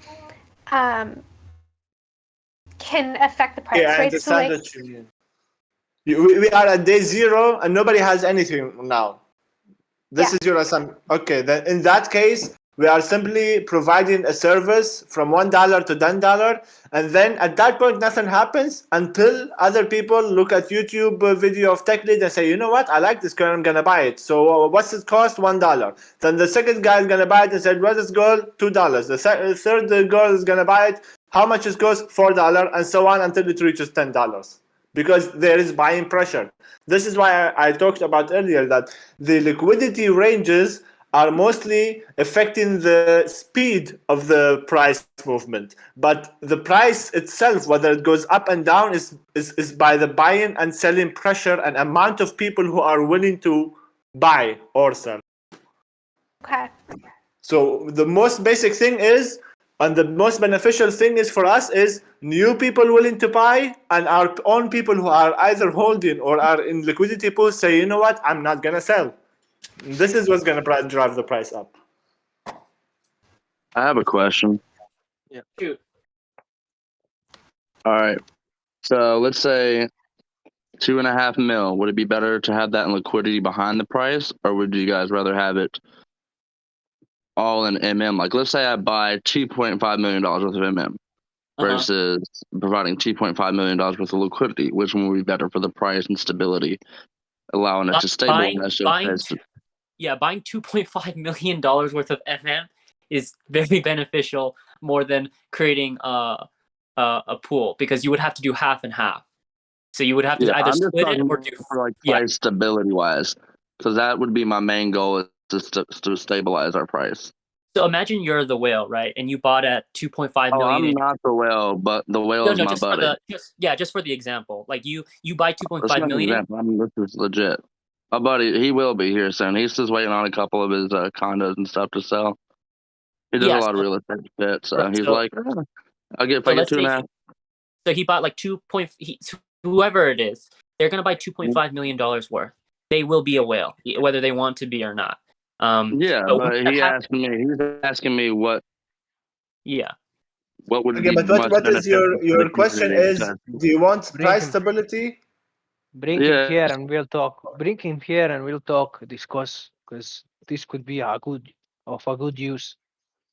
But definitely the short answer. He could be a hero. He could be a hero. It doesn't matter. The short answer is, if he buys $2.5 million of MM and does not provide liquidity, it will be better for the coin. Correct. Okay, gotcha. It would be better for a higher price, yes. Yeah, but for stability, for him, it would be better to provide liquidity. Why? Because if he buys 2.5 million, he's going to his biggest thing is he's going to lose half of that behind the price, and he wants to know how to create that. If he wants to create stability, he buys $2.5 million and he does not sell. But if he wants to prove it, because he wants to make sure that he can be a barrier against other people, then all he has exactly. I get your question. Your question is like, what can he do to protect the price? If he buys it and holds it, at this moment, it will help significantly. But later on, if MM becomes a $1 billion market cap, it will become insignificant. So if he wants to add liquidity now, of course, he's going to split 2.5 million in half for whatever tokens he wants to pool together, right? And if he does put that behind the price, yes, it'll create a tremendous wall. And if any whale sells, we won't see any prices below what it is now. Like wait a second, I have to disagree. There's the wrong information a little bit here, because if he wants the price to build a wall behind the current price, then he does not have to buy any MM. He puts 100% USDC behind the price, because If you put something behind the price, it means you don't need MM. Yeah, that's what I'm That's saying. true. That's true. I think you can. Can you make a pool without making? I don't know. Like my range for my personal liquidity is huge because I don't know how to really set up. So I just set it for 29 and 98 and just said, there it goes. Uh-huh. But I don't own a whole bunch. I only have like I think 100 and something. That's big. Yeah. I think it's better that he provides liquidity. Why? Because what will happen in 1 hour after he buys the price, 2.5 million, we would end up somewhere around 80, 85, Yeah. 85, Okay, so is that 90. where that price would stabilize at? No, it would not stabilize that. No. It would pump Listen, it would just it pretty will much go up there. it, But it's and if going to he be doesn't volatile. sell, it's good then. it would go up there, and in 1 hour it could go back to 40. If the whale, a lot of whales. Everybody would sell the minute they saw that the price is at 80. Everybody would fucking sell. They doubled their money. You don't This guy know that. lost. This is an assumption. Now we're talking about assumptions. No, but also again, I would not sell. So in other words, if let's just say let's just say 2.5 million goes to 80, people sell. I just tell them throw another 3 or 4 million at it just to kill the other whales, and then we'd be good. Yeah. No, I don't. It would I eat up don't the know. liquidity back. It would eat up the liquidity back. If it dropped, if it went to 90, and from 38 it went to 90, then it came back to 38, and he put in the same amount that it went down by. Yes, it will go back to that price. I Cool. But what he I don't know. go ahead. Sorry about that. I do think that there are a lot of people who bought in on the hopes that this thing was going to go even higher when it was going the like 100, 170, 200, that if they saw the price jump up, they very likely may sell their positions. That's like yeah. So in other words, and don't be how much? That means if they sell it, it just gives us more to have. Cool. Yeah, you have to understand it. Right. Just look at the chart and look at the last buy, 10K buy. They just ate everything he gave them. Look at the red candle after that. Everything was eaten. So you imagine somebody buying for 2.5 million. I would be the first one to short to eat his liquidity. That would be a mad move. You buy half of the coins, you pump the price, and then you put the other half behind so they can't dump it. That's what you do. True. That's true. If you buy half, you pump the price, and then you use the other half to put a wall down, so that if they actually like sell it, $1.5 million of MM and $1.5 million of USD behind that MM. Yeah. Okay, that makes sense. Cool. Thank you so much. Depends on what he's interested in. If he wants to in the long run hold MM, then it's probably it's definitely better to just buy MM, even if if people start to sell off. But trust me, if he put in $2.5 million right now and it shot up to that price, even the people who are holding from 200 or at 90 or 60, I'm sure we're going to lose some, but people are going to freak out and lose their minds. It happened in the first 7 hours when it was on its way up to 220. People were buying more. People were saying like, I got to go to my bank. Like that's what happens. People and if you can like combine, like if you can time it like with a new influx of, let's just say we had another post and it was going to be a lot of new holders coming in. If you can time it with that position, it's going to help support your new support. Yeah. The better tactic strategy would be that he destroys whales every time the whale dumps. He puts 10. He puts I don't know 10K. He can do it. I'm sure he can. I know for a fact he can. It's just I like that idea better, to tell you the truth, because if he's somebody who's like interested in this, is that when we see the whale dump their positions, he likes it a lot. So I've been like, hey, check it out. I'm like, he's like, yeah, I like it. I'm like, so you gonna get in it? You gonna get in this? Come on, but I think that strategy of buying up the whale dips will really shake out any of the whales that are trying to do any funny business. And I agree, but then we're creating another whale. Yeah, we're creating another whale that could become a problem in the future. And also, he also has. We can't. Obviously, I like it if he buys slowly. I don't want to bump up this price and create another consolidation where it drops below farther. So obviously, I want him to buy slowly. He has to stay hidden. He has to stay hidden. The claws have to be hidden. When you're a cub, you hide your claws, and when you actually, grow up, then you bring those out. But obviously, he's also self-interested. If he wants to be an owner of MM, I'm grateful that he wants to come in here and put in 2.5. But we really can't. Y'all done so far has attracted him. So, what's that? It's really good. The community is what's wanting him to get in. So. Yeah, totally. That's what I'm here for. If MM goes bad, I'm okay with it because of. Tell him to send me $500,000. I'll double that in a week. Buy paddleboard. He'll go if buy I was the one who had 2.5 I'm just million, lucky. I've been helping him with some other cryptos because I also own a bunch of ADA and other shit like that as well. And I got him in ADA when it was 60 cents. Nice. Told him to sell it 210. I was like, yeah, sell now. And then he bought back on. So. Yeah. If I had $2.5 million and I was going to put it into MM.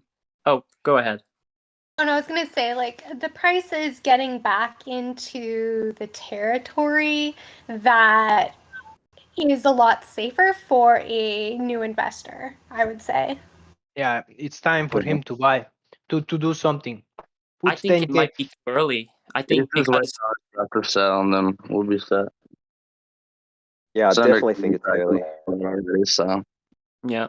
I guess maybe 2 or 3 more weeks. I don't know, to be exact. So I'm supposed to go talk with him tonight. So yeah, just thanks for letting us know. Every time somebody dumps, he puts the same amount, and that's it. He can't lose. He's buying the dumps. He's buying the dips. He's accumulating. Yeah. Yeah, fully agreed. He's becoming the biggest whale. All right, everyone. It's getting a little bit late here in Germany. Going to bed. It was nice talking to you. If anybody has any question about been 30 liquidity, hours. The Apex calls. If anybody has any question about liquidity, you can DM me and or development, and we can talk. You make a video. You make a video for the newcomers. I take your consideration in addition to the PDF.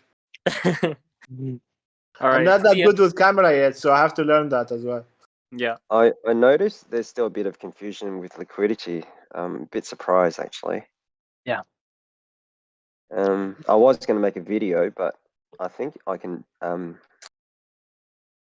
So how do you think my range is? example. Is mine too big? Because mine's from 29 to 98. That's pretty big.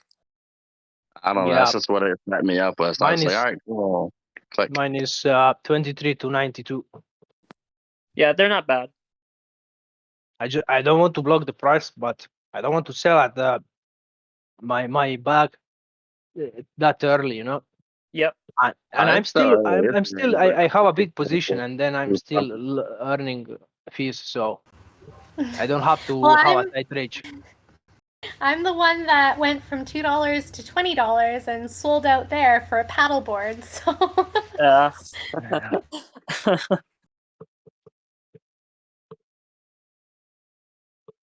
I don't know. I think for me, obviously, Philip might disagree, but I like to average down. At the beginning, I got lent money to buy MM, and then once it reached a certain price, I sold out. And then right now, my MMs are practically free. Sometimes this works, but usually why I say this, because I tried this. I tried this on Ethereum many times. You buy the dip with I don't know 10%, and dips more. You put 10%, and then dips more 10%, and then you're averaging down. And the thing is, I have to mind the fucking trade. I have to babysit the trade to know which percentage I put where and when to take them out and all that. You have to be sitting there all day watching, calculating all those entries and where to exit them, all that. And I don't have that time. I don't have time to babysit a trade, And this liquidity stuff is so good because I can go to work. It's going to make me. It's making me money. I don't have to be trading. Yeah. That's why it's so handy. But averaging down on coins like this, it makes sense. Yeah, it's not bad. Of course, I like you don't put your all of your bag at whatever price, you know. Yeah. You wait and put 10% at a time, especially if the price is moving downwards. You're better off doing that. Say that again. If the price is moving downwards, of course, it's better to average down. Yeah. Is there anyone here that bought in at $1? Guess not. No. What was the lowest you guys bought at? 45. It was like 15 or something. $9. $9. 160.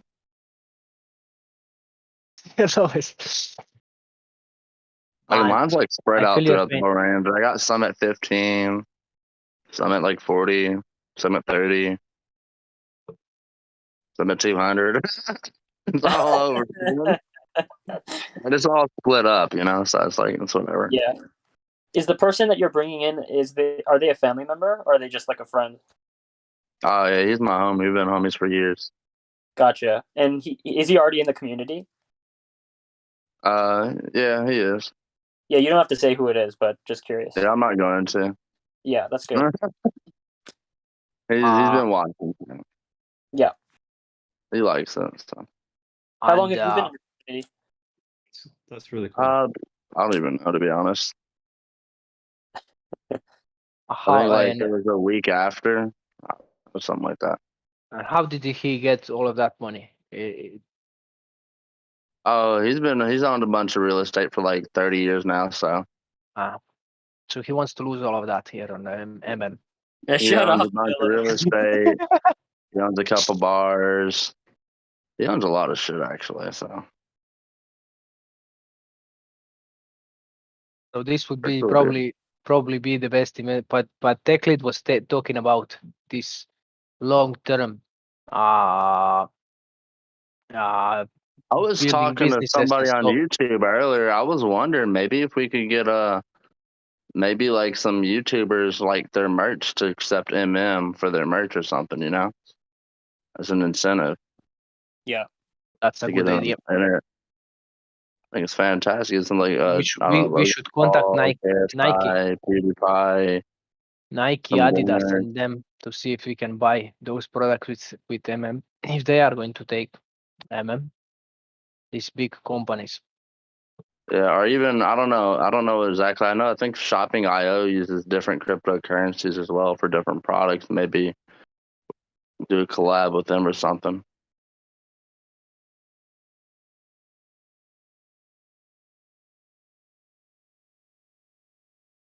We still don't have a use case.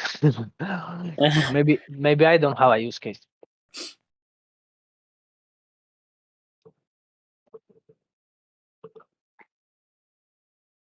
That's our biggest issue. That's what they're shilling other YouTubers. This coin doesn't have a use. Until we get that sorted out. TechLead said that we had faster transaction speed than it was either Doge or Bitcoin. Yeah, because we are on the Ethereum network.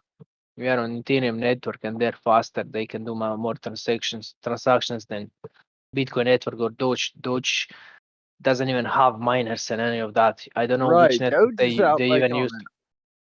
Yeah. And the Doge is trying to make a bridge to Ethereum blockchain to use, but that's so hard to make that transition. They're trying to save this coin, and this thing is just going to die off. Because lions eat dogs. I bet my friend $500 that Doge would be closer to a penny than to $1 by the end of the year, and he was super confident. I made that bet when it was about like 45 cents, and he was super confident. But I think I'm gonna win for real. I think you are going to win. Yeah, and especially if you look at the wallets and all that. But that's why this coin is so good. there are not that many whales left. I mean, there are, but nobody has more than 2%. So that's good. That's nice to see. That's what I like to see. Right. I think we mentioned it in chat the other day. Could you give me your perspective? If so, I'm not sure this guy's name, but he has his friend coming in, potentially putting in 2.5 million, right? Yeah. So obviously that would pump the price up a lot. It would go around. Would all 90. those coins get filled if they're like how many do we have in liquidity pool? Like the liquidity go, but look, you can go to. Am I sharing my screen? Yeah. Look. Yeah. I'm showing. That's 82. Multiply that by current price, and you get 3 million.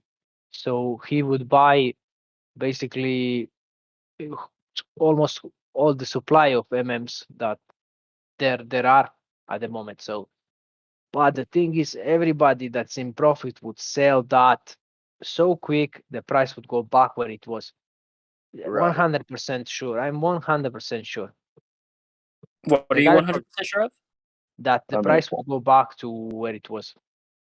For MM? Everybody, yeah. If you buy now for 3 million worth of MM, it would shoot up and then bam, back. Just back in a matter of few hours. Yeah. That's only if we little now. I would be the first one to short that. would it be better to you're giving me money on the table. Regret it, man. Hey, would it be better if that whale was to buy in smaller amounts? Yeah, of maybe course. 150,000 at a time, let the price settle, and then No. He has to be fighting with the other whales, punish them. Don't be buying, because then they will punish him.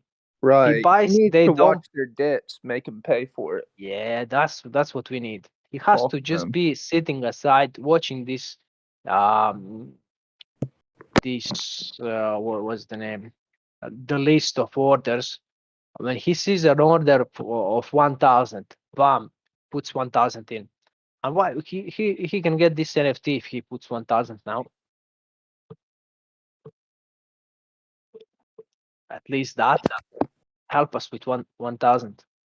Hey, Philip, did you see that thing that Rewired posted for us in the lounge?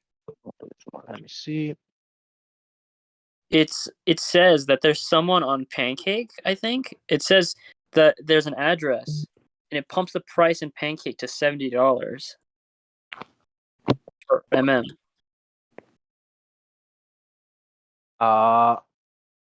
When did that happen? It says 6:05. Yeah, so like 7 minutes ago. This will level out with us now with our liquidity pool soon enough. So we will see a spike up, and then it will level out wherever these two pools. What happened? It says that someone raised the price on Pancake Exchange to 70. Is pumping it to 70. So Yeah, that but means depends how much liquidity there is and how hard it is to pump to 70. Maybe that's in looking at our chart on Uniswap. Maybe that's just pumping it to 45 or maybe less. Man, the arbitrage is going to be crazy. Yeah. So we might see a spike and then just. Yeah. Hopefully it converges together, though. Hopefully it doesn't just drop to like 40 towards us. Hopefully it converges together. Yeah. Is there any like liquidity chart for Pancake Swap or something to look at? I think I don't know. Their website is too weird for me. But yeah, if you go to Pancake Swap, I'm sure you can find it. Is anybody supplying? No, who supplies liquidity there? Us? Binance? At Pancake Swap? Yeah. It's just like regular people. It's just like Uniswap. It's just like people use the Binance Smart Chain, and then they go over there and they just start trading over there. And But doesn't TL? I think TL provides a bit of aren't they liquidity over there. aren't they getting liquidity from us? Hey guys, I tagged you on borrowing. the post. I tagged you on the post that some guy just posted about what E was just talking about. Yeah. It's in there right now. He has it. It's in the lounge. Thanks, Reward. Yeah, thanks.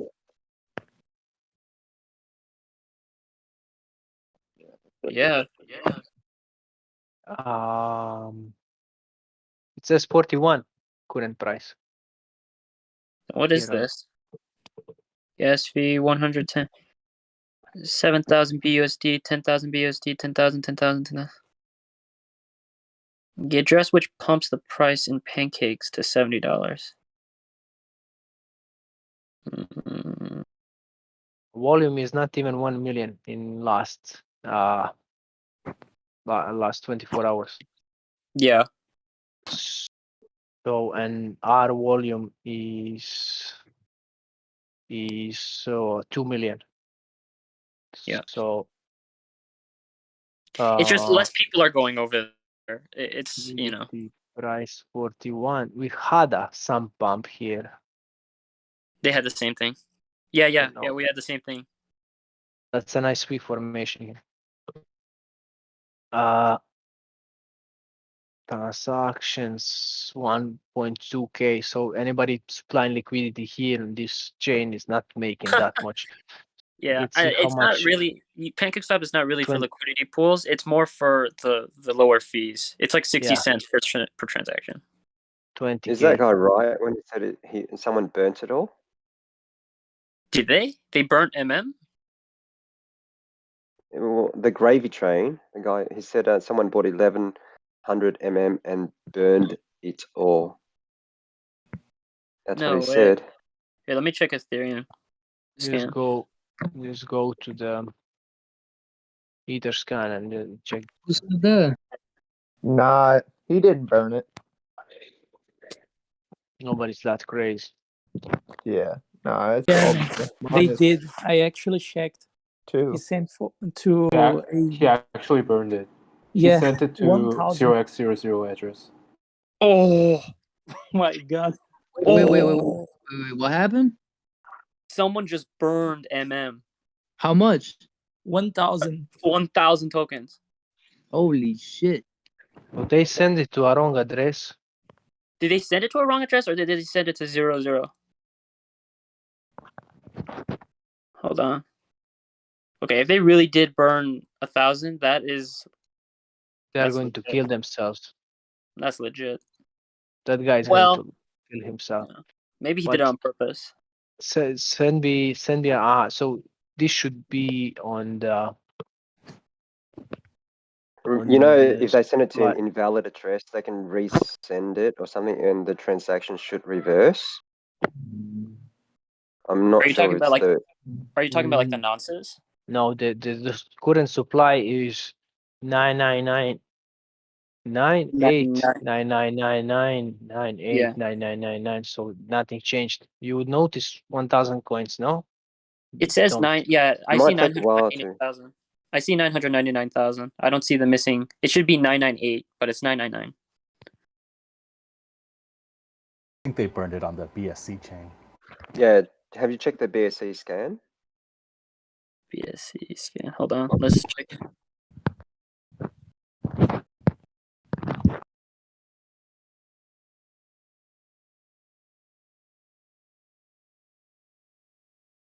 God, how do I look this up? God. Million.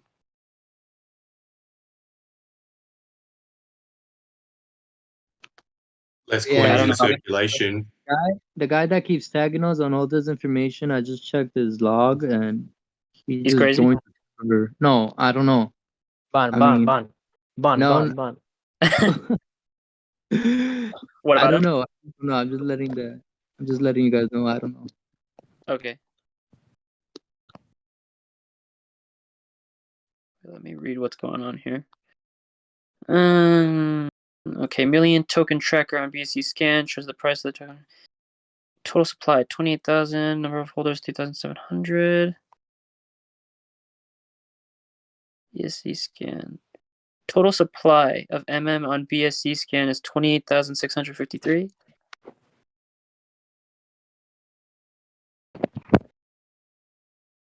What does that mean? Hey, oh yeah. Wait, are you guys seeing what I'm seeing on the BSC scan? Like how they sent it in and out over and over again to the 0 address?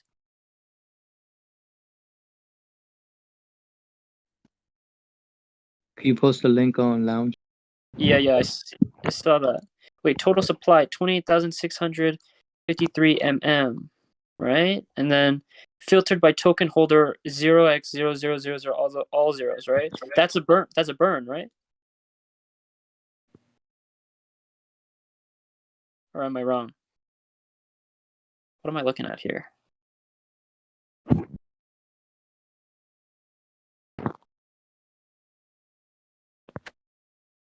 Jeff. Oh my god. It says blah blah blah to 1002.466 tokens. Hey guys, why do we have that bot reposting for multi-million token in the launch? That sounds like Russian English. Yeah, sorry. So why there is a bot in the launch posting about multi-million token? No, sorry, I like Russian English. Don't. Oh, okay. No, Yeah, so, yeah, no. I have an accent, but yeah. Who's posting that multi-million? I don't see any in the lounge. Yeah, it's a bot. I don't know, or I'm seeing it wrong. Let me see 1 second. Yeah, million bot. Million bot. It says check out million token content on Twitter. Yeah, if you click that, is multi-million token.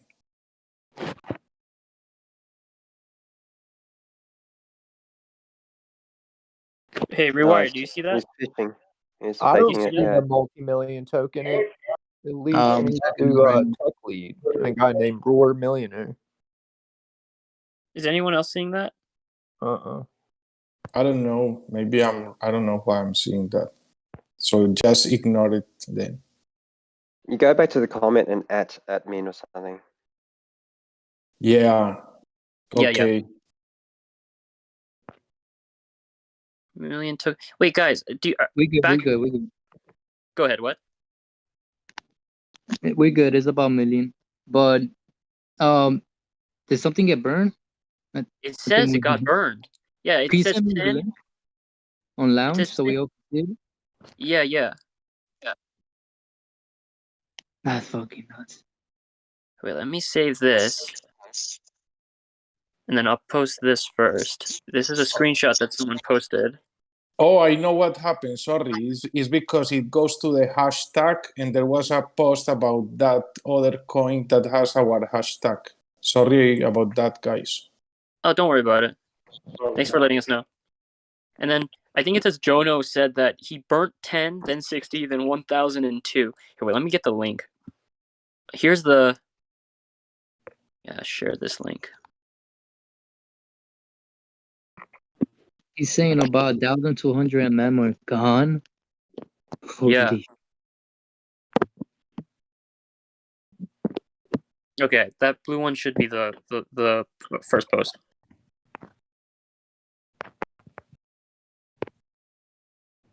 Philip, are you seeing this? Yeah. Is this real? It's gotta be. Don't know. Wait, I don't know what's going on. It says the total that was burnt was 20. I think I'm reading it wrong. It says 28,653 mm.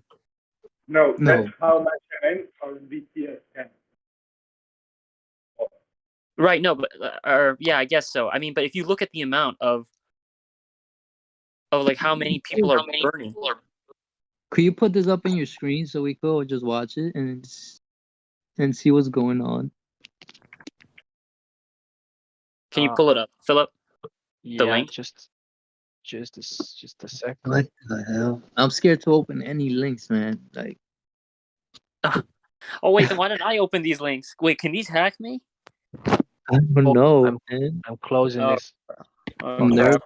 crap. Hey guys, I Wow. don't think that's a burn address. That's not a burn address. It might be a facility address or an admin address. It could be. So Yes, I people are don't saying think that's a burn address. TomTom in You can actually check Lounge all said the public it's burn addresses. technically. He said it's still He said technically it's still in the total supply, but the address 0x00000 is owned by no one and it can't be retrieved. So even if he didn't burn it, whoever it was locked it away. Yeah, it's almost. Are you sure it's not a default liquidity pool like address or something? Say that again. Could it be something like a liquidity pool address set up by TL or? I have no idea. Holy cow! I wouldn't jump the gun. That's 28,000 is way too much for someone. You have to be mental. You can check that this address actually somehow people take coins out of this address. I don't know how, but you can see the transaction history and tokens are left in this wallet. I don't know how. Okay, well I opened the link and I'm looking at it. That's what it says. But Can I chime in for a second? go for it. Yesterday I was actually transferring some MMs from from my Trust wallet, and I used BSC Bridge, Yeah. and that's the address I got. So I actually didn't get my MM into my Ethereum, and it's still transaction still pending. It's been over a day and I don't know how many hours. Cancel the transaction. Yesterday I sent from yesterday I sent so this is on MetaMask. I sent to a BCC chain that I added and nothing came up. Yeah, someone says it's probably how Bush said that it's probably how BSC handles pools and it wasn't a burn. Because apparently tokens are also coming out of that address. So yeah, I think you're right. It's a part of the Binance Smart Chain or whatever. You said that you were converting your Ethereum into MM or MM into No, Ethereum. so I was actually doing the opposite. I brought some MMs that I bought from Pancake, and I brought it over from my Trust wallet to MetaMask, and then I used the bridge thingy. Yeah. And now it's still just pending. Do you know what you set your limits to? Limits, as in how many MM, or what do you mean, like the slippage? Yeah. I don't think it gave me an option. I just Yeah.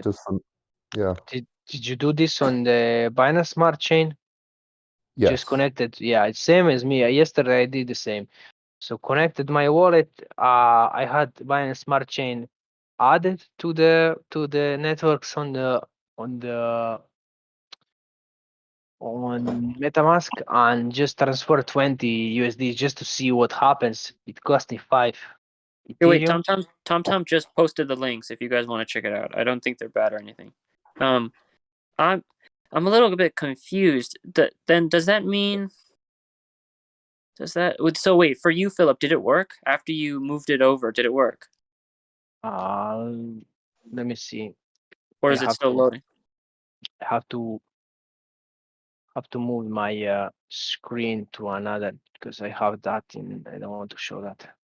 Yeah, if you want to end your stream, yeah, I'll end my stream. That's it, because it's probably safer.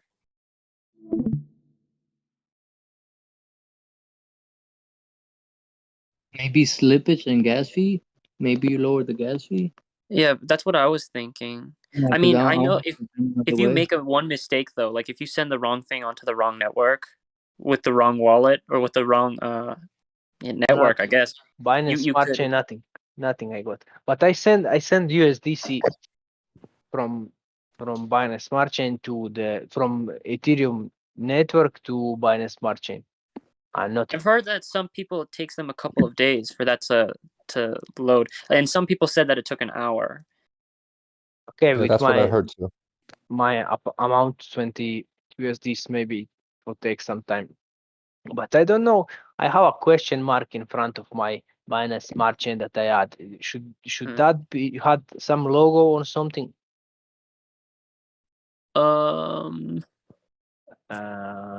Jesus I God, don't know. where the fuck is this?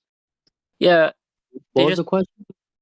So when you open your networks on MetaMask, you have your Ethereum mainnet, all that, and you add a Binance Smart Chain Mm-hmm. to one of them.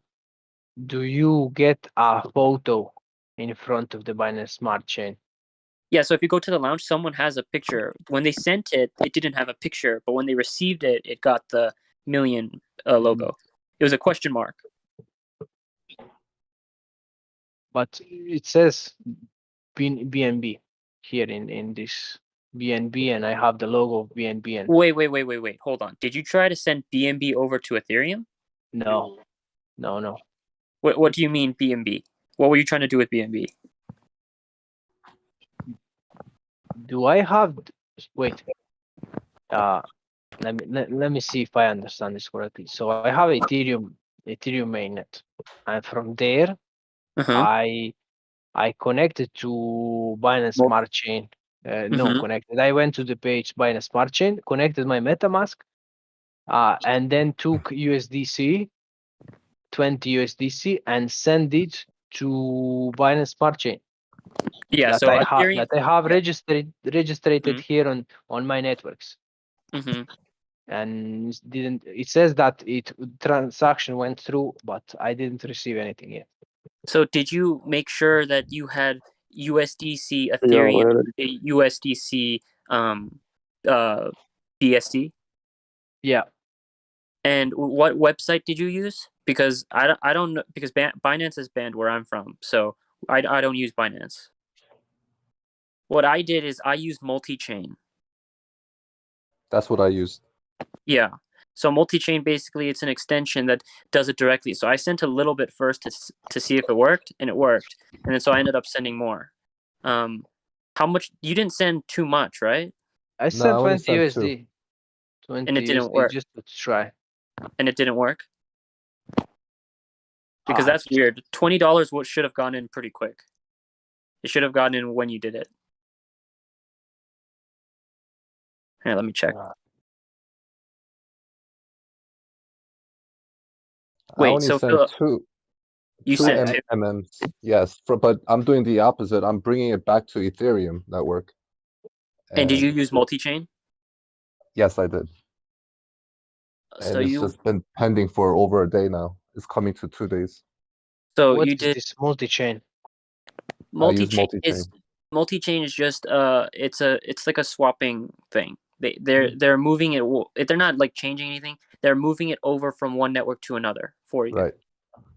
Wait, so for your so from your MMBSC, you brought that over to Ethereum version, correct? Right. I transferred it over to my MetaMask and I used the multi-chain link and I swapped it, but it's still pending. You had enough gas money, right? You had enough BNB, right? Yes. And the address that I'm seeing is the same thing that we're talking about previously with the guy who's burning 1,000 tokens. It's the same thing that I'm seeing for myself. So I don't think he was trying to burn it. It's 0x000, right? Yeah. Yeah, then I'm not sure, but your slippage might have not been good enough, or your gas, or maybe the gas fee might have changed last second. I think the best thing to do. I know somebody on here. I don't know what their name is, but it's like when your MetaMask order goes in and it's like pending for a long time. Like there's a way you can cancel it, but you have to do it. There's a way. You have to send 0 Ethereum to yourself. You have to send what? You send 0 Ethereum to your own wallet. Yeah, you could, but I think he has to fix it on the BSC side. You do it over at the MetaMask wallet. So his problem is he's sending MMBSC to MM Ethereum, so probably like the same wallet, but just on the different networks. Are you saying that he just has to go onto the Ethereum network wallet and then send himself 0 Ethereum and that'll work? Because his thing has been pending for like 2 days almost. Yeah, I assume so because I had I got into the same problem when I was trying to send from the Ethereum network to the Binance Smart Chain, and I had to send 0 Ethereum to my own wallet in the Ethereum network, and that clears up. When you are sending, so then I think the exact same thing that you're gonna have to do is send yourself 0 BNB then. Right, it would be the opposite, right? Hopefully. What is that? What you're saying? Yes. Let me just go back and see what I did. I think I also have to enable. There's somewhere in the advanced setting that allow you to set the is it called the gas ID? So you can basically overwrite the transaction. It's called the nonce, I think. Yeah, nonce. The nonce. Yes. Yeah, that's the one. Yeah. You have to look at the nonce, and then you have to match it with the transaction that you just placed. Yeah. Correct. Because I had that shit happen to me last week, and I was freaking out. But yeah.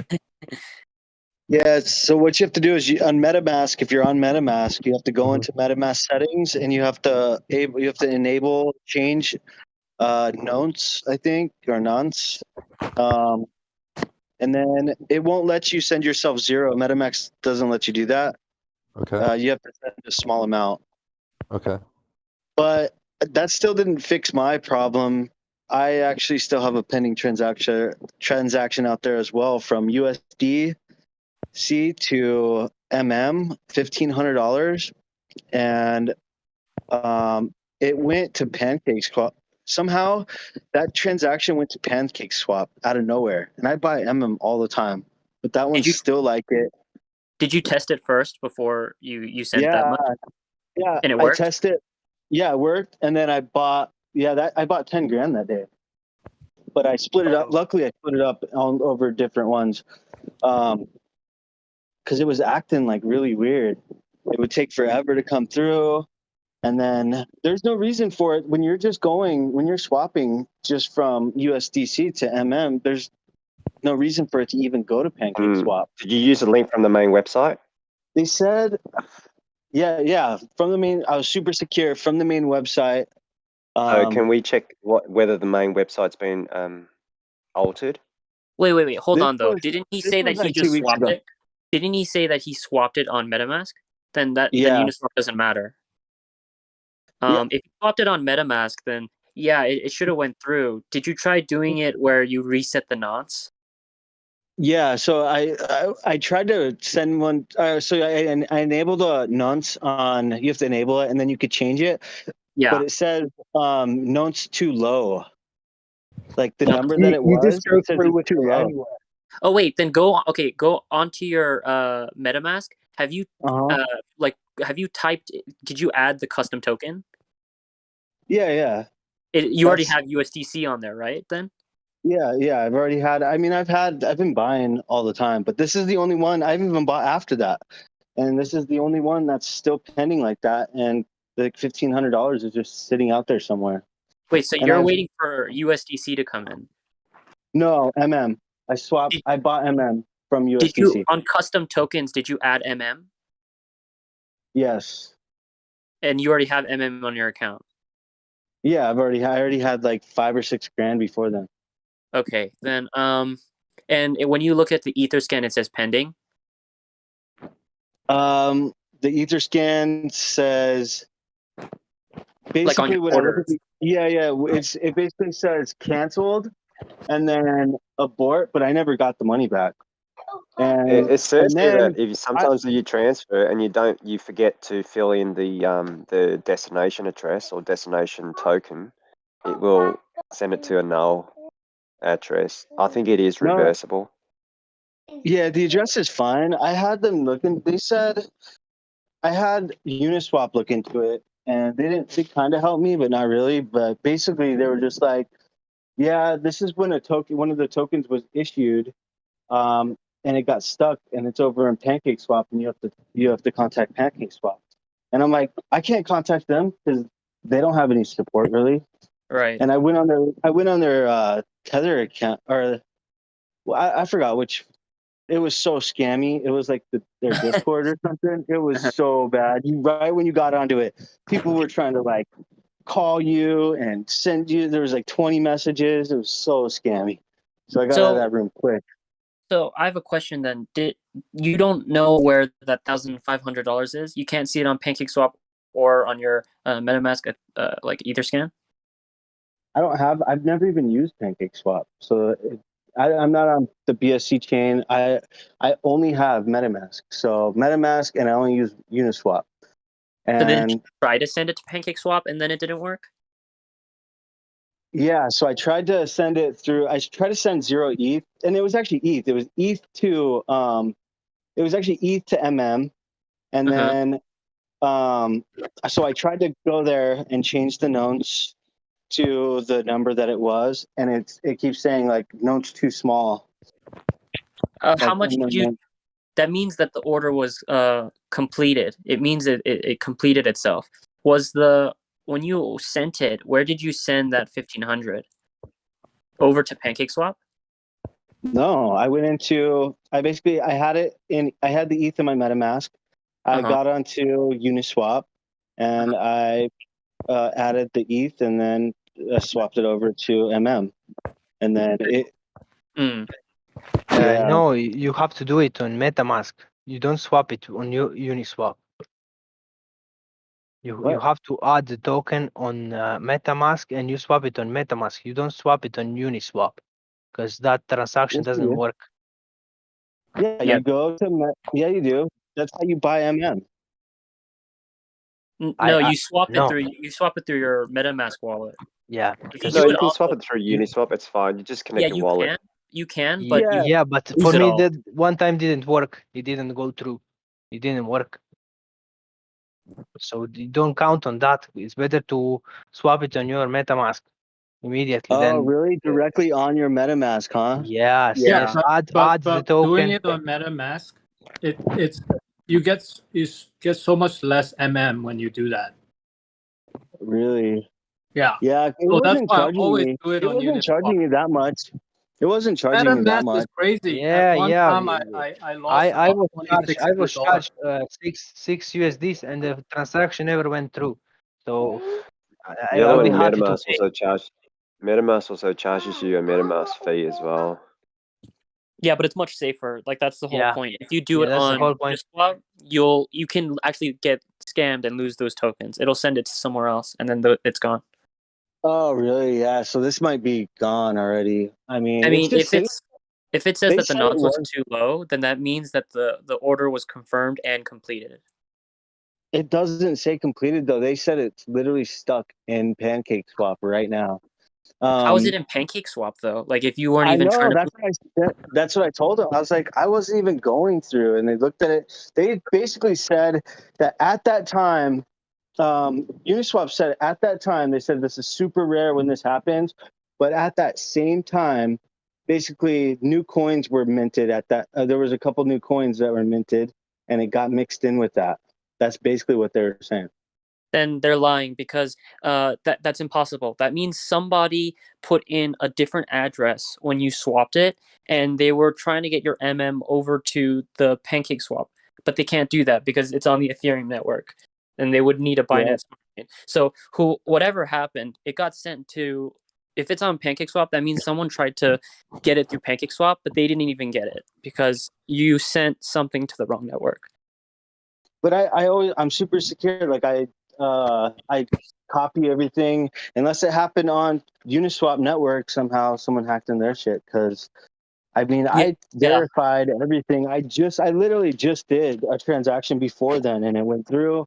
No issues. I've done lots of transactions that way. Do you have a cold storage? Not right now, but I need to get one. Yeah, I that's like the only advice I could give you to get one of those. If it says that the nonce was too low, that means it's technically, if it's still pending, then it would just say pending, and you wouldn't even get that option. It wouldn't say nonce too low. You would be able to put that through to cancel the first one. But if it says nonce too low, then it means it's been completed.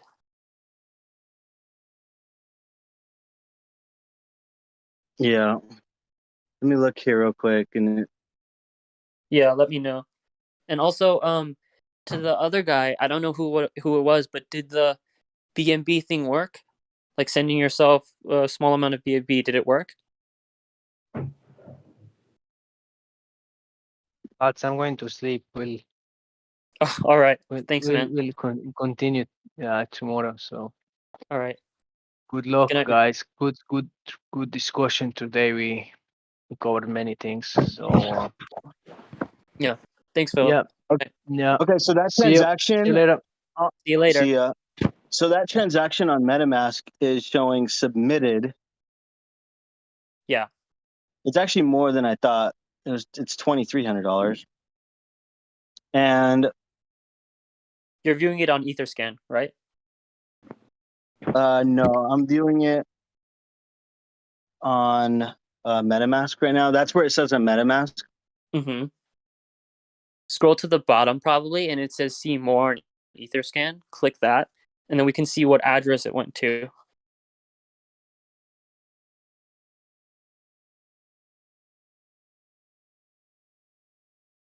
Also, is the person still here? The person who sent their from PancakeSwap, they were trying to move it over back to Uniswap, and it got stuck, and it's still pending for 2 days. Are they still on? I guess they left. No, I think he was the one that said goodbye, good night or so. No, I'm that here. was I'm Philip. here. Oh, you're Oh, here? no, Sorry about that. Did it work? I can't do it right now. I'm only able to connect to my the bridge on my desktop, and I'm not home right now. So. Oh, all right. Yeah, don't do Jeff Bezos. I hope it works. In terms of working with the launch and all that stuff, I don't see anything on my MetaMask. Yeah, then there's nothing that says pending, right? No. Yeah, then that's probably not going to work. Your best bet is to get home whenever you got the time, and then try to send that wallet some BNB or BNB. Okay. Yeah, I'm gonna do that. I've got a feeling that 000 address is a contract locking address. Yeah, probably connected. You know with what I mean? BSC. Like, for example, you do something in the smart contract and it locks away a certain amount of funds. I think it locks out that address. I'm not sure. I'm reading up on it right now. Y'all might be having the problem that Tech Lead had. Remember, Tech Lead mentioned something about almost losing 1 million coins to Binance. Oh, yeah, that's right. He took a while, but he finally went through. He gave him a few calls. That's right. In the first time when he went to BSC. Is that the one you're talking about? Yeah. That's the only reason why I still have hope. So yeah, I remember that. I remember that video. I really hope it works. Yeah, I remember that video too, man. That's why I'm hoping mine works as well. They told me that I should wait like 10 days. 10 days? Holy moly. Yeah, they were like, well, sometimes it'll come back. And I'm like, 10, they were like up to 10 days. But they said it's a rare situation that happened. And basically, I think what happened is at that same time that transaction was going through, it was the time, it was like basically right when Pancake Swap started. Mm-hmm. And so it was like that same day, and there was some weird stuff going on the networks, and I was like, what the hell? Like with the liquidity pools and everything, we're looking really weird. So I mean, I may have just, I don't know. I hope I didn't lose it. I'm hoping that there wasn't like a small mistake, but what makes me So nervous okay, is I'm that I'm looking at the transactions right now. Uh-huh. So this one says failed, and then it says canceled. Okay, that one was canceled. That's fine. Because I was having like issues on some of them. Like one went through, and then I tried another one that had an issue. I'm like, what the hell? It just canceled, and I think my gas wasn't high enough or something. But then this one, I made sure it was. Let me see here. Transaction history, Ether scan.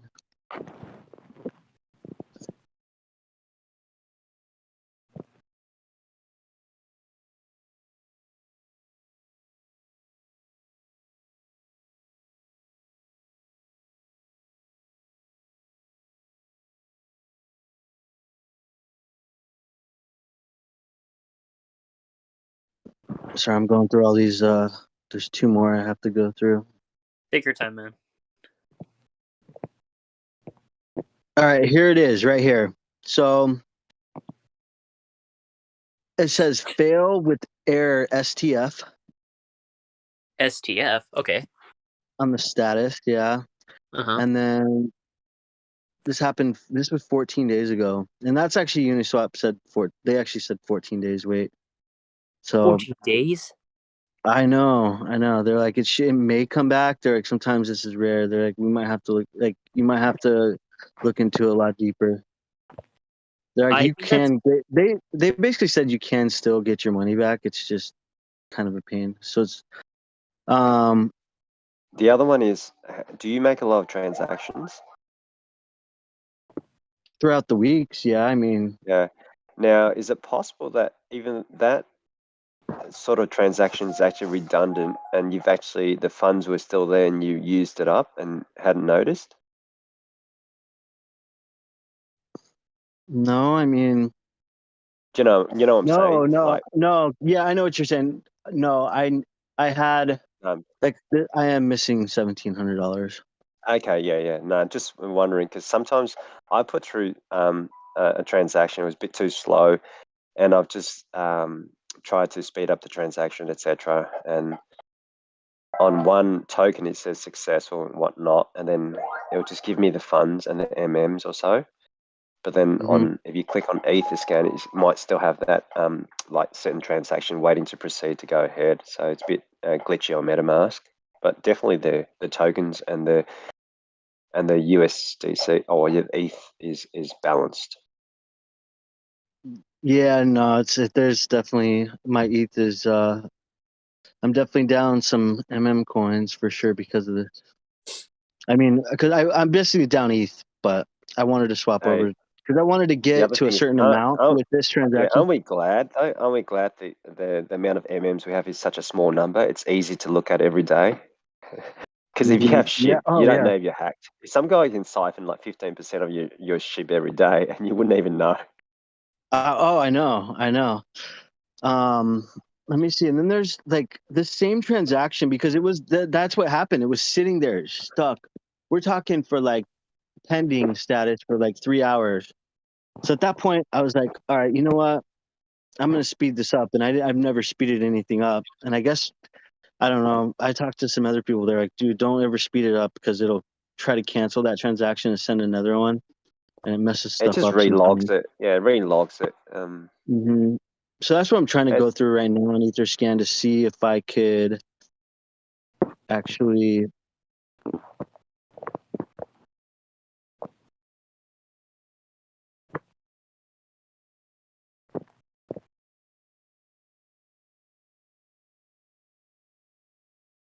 Yeah, this one got reverted, canceled.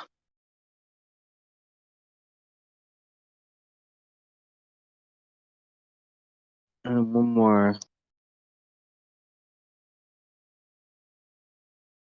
How did TechLead reach out to PancakeSwap when he first did it? I think he called Binance. Yeah. Didn't he? Yeah, he said he got on. Was it Binance that he got on? Yeah. Did you do that, or you went to Scam City or something? Yeah, no, I went to PancakeSwap. Their little, I forgot which one it was. Oh my god, that place was horrible. I didn't give him any information. Did you guys like the Facebook million token and join the group? As soon as I did, I got a scam notice straight away. So obviously, some bot is monitoring the likes on million token. Oh, are you serious? Yeah. And then, and as soon as you liked it or joined the group, it sends you a message, like a million official with only one F, OFICI. Oh, Say, that's hey, horrible. but No, it's I the same didn't. message. How can you have to be mentally like disabled to go? Oh, send us 1 Ethereum and we'll send you 2 Ethereum as a special. Like, are you I serious? know. I know. Like, Dude, I people mean, fall for it or all the time. yeah, because they probably think that they won something, or I don't know. It No, just I would reminds never me do of anything those. like that. Yeah, it reminds me of all Like, those Indian or Nigerian scam callers. Right. My And I brother's apologize the to king of all the Nigeria. Africans on the chats and the Indians in the chats, but yeah, in Australia we used to cop a lot of them. so basically, it says reverted, canceled on Etherscan, but I still don't have the money. Huh. Okay, wait. So it said canceled, and then reverted as the last one. Yeah. Reverted is the last one. I guess I could check the reverted is the first one. Canceled. Reverted, canceled, and then it. Does it show you the address that it was supposed to send it to? You don't have to say what it is, but does it say what address that it was going to be canceled to?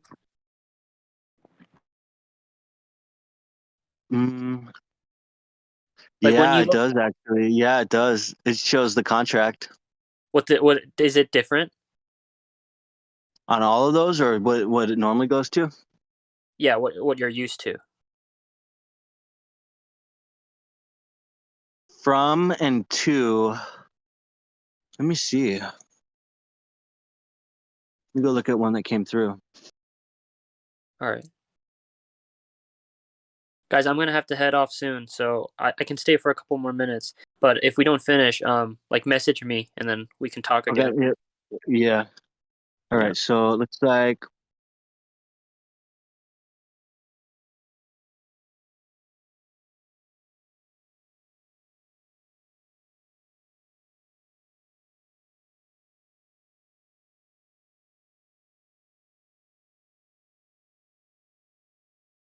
Yeah. It is exactly the same. They're the exact same address. The contract, yeah. So it transfers. But this one has like basically this one that went through, it goes the contract and then it does the Uniswap and then it does another Uniswap transfer to another router. So it goes through 2 routers, and then that one only went to 1. So it's like stuck in between 2 routers. It's stuck in one of the routers. Huh. Do you dare try and speed it up? Don't Yeah, do that. so I did. No, you can't now, but I like still on my MetaMask I could hit cancel and I can hit let me Speed see up. if it'll let me. It won't let me hit cancel anymore. It'll let me hit speed up, but it actually doesn't even do anything. It just says I've tried it and it just cancels. I guess I could try it again. It's been basically like Try it 7 days again. since I tried that. Try it again. Give it a bit more gas. Yeah, I do. I gave it so much. Like I did this 3 times, and I'll give it more gas. Really? And then, yeah. How much was the? I wonder if because there's a front running bot, and every time you do it, it's just jumping in front of you or something like that, or that's why it won't go Yeah. through. Wait. So guys, wait. Let's click on. can I just ask really quick question? Yeah. What's the difference between V2 liquidity and V3? Just short answer, just to V2 and V3. Isn't it their like the actual router software that does it? Like their hardware? Yeah, it's the old one and the new one. Yeah. So like Uniswap runs on V3. V2 is the previous one. It's the older one. And they But still have that up in case V3 goes down, I think. Yeah. It usually is a backup, right? Yeah. So, but what's the difference? Is there any difference? Because I'm on. V3 has just like better like you're able to like pick your liquidity pools like better. You can like pick specific numbers. On V2, like it kind of does it for you, and there's like less like choice, if that makes sense. So, but and I can add my V2 position into V3. Yeah, you have to take it out and then redo it. Okay, that's it. So yeah, thanks. I'm All right. going now. All right. Good night. Yeah, guys. All right. Well, I'll try to speed it up here a little bit later, and then I gotta transfer some ETH, more ETH. So I'll transfer some ETH over and then do that. I just don't know what else to do at this point. Let me just ask you one thing. On your MetaMask, can you go back to your order? I want to see if I can like walk through it with you with my MetaMask. Yeah. Like just pick on the canceled one. Mm-hmm. Well, it's not really. And then if you go to your transaction history, it stays at the very top, out of number. Yeah. And it says submitted. In orange, right? In orange, yeah. Okay. And then when you click that and you click view on Etherscan, right? Yeah, view on Etherscan, yeah. And it takes you to the page. What does it show you a whole bunch of stuff? No, it doesn't. Not on that one. It says, sorry, we are unable to locate this. Yeah. Yeah, okay. And then with what about the one where, is that the one that you're waiting for? That's the one I'm waiting for, yeah. Okay, there's going to be, you know how it's numbered, whatever number it is? Yeah. There's going to be one that's going to look similar, but it's not going to have a number. It's going to have the date that you did it. So like there, whatever number it is, go look for that number, like where it would be in sequence. Yeah. Yeah. And then you should see one that has the exact same time and the exact same date. Do you see that? Oh yeah, let me look at the. Okay, so hold on. Mm-hmm. If it says like number 5, then you would go to like number 5. You know what I mean? Yeah, I see that.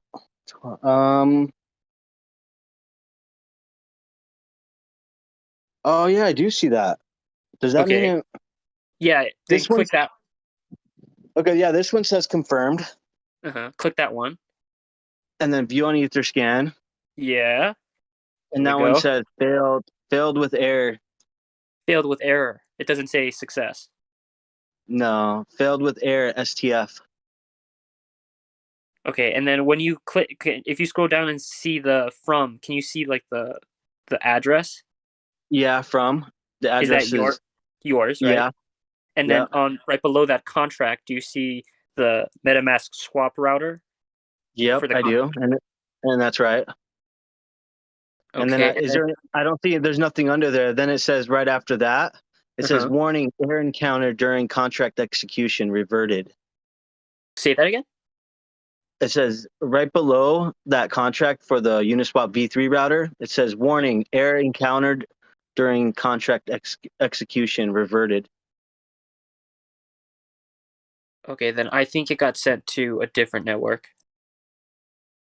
Yeah, that's what they were saying. They said they got it sent to, but there's no reason for it to do that. I never the address is fine. They basically looked into it and said that there was basically a token released that hasn't been released before at the same time, and it basically got mixed in with that and messed up. And I was wondering, I'm like, I wonder if did someone actually burn one, or did something happen with one of them, and that's why we don't have 1 million anymore, and this could possibly be the reason. If anything, I would definitely like the only advice I can give you is to like, maybe you probably already did this, but like to go onto YouTube and see if anybody has similar problems, or onto like Reddit. I've been doing that. Yeah. I got to get on it again. I'll do that later tonight. I'll jump on this, but because like I said, maybe give Binance a call as well. What's that? Contact Binance. Maybe contact Binance. Yeah. I think I'm gonna have to do that, Binance, and see where it is, if they could find it. I mean, because it's a pretty chunk of money. So yeah. Dang, man, that's crazy. Yeah, But definitely, I know. don't use. And I've bought. Go for it. What? So I've bought an after, and everything's fine, and it's just this is the only one that did that. But don't use ever the Uniswap to do it. You just do it through MetaMask. Yeah, it's just not only is it a protection, but you have your wallet, but you're having other people go into your wallet for you. Do you know what I mean? Right. It could be dangerous, but also they can make a mistake. If you do it straight from your wallet, the chance of a mistake is pretty low. Okay. All right. Well, that makes sense, I guess. And the other one is if you get into some certain scam sites where it looks just like Uniswap, right? Mm-hmm. And they actually adjust your whatever you choose, but it's just the true address is their own wallet or so. Does that make sense? Yeah. Oh, Even though yeah. you set up your own token, yeah. But So definitely literally just use your wallet. Yeah, use your MetaMask. I wouldn't. Okay. The only other benefit with using Uniswap is I think you can choose the amount of tokens, exact tokens you want to buy. Is that right, guys? Because you can't do that. Yeah, you can. That's it. I don't know why they don't put in MetaMask, but anyway, what do you do? Okay. Well, I guess I'll just have to try to figure this one out because that sucks. But yeah, man. I reckon either what E said is either YouTube or just call it Binance. I'm sure with that amount of money, it's well worth spending 30 minutes or so. Yeah. Hey, if you need help, Font, message me, and I'll try to help you out. Yeah. Sorry. What's your name?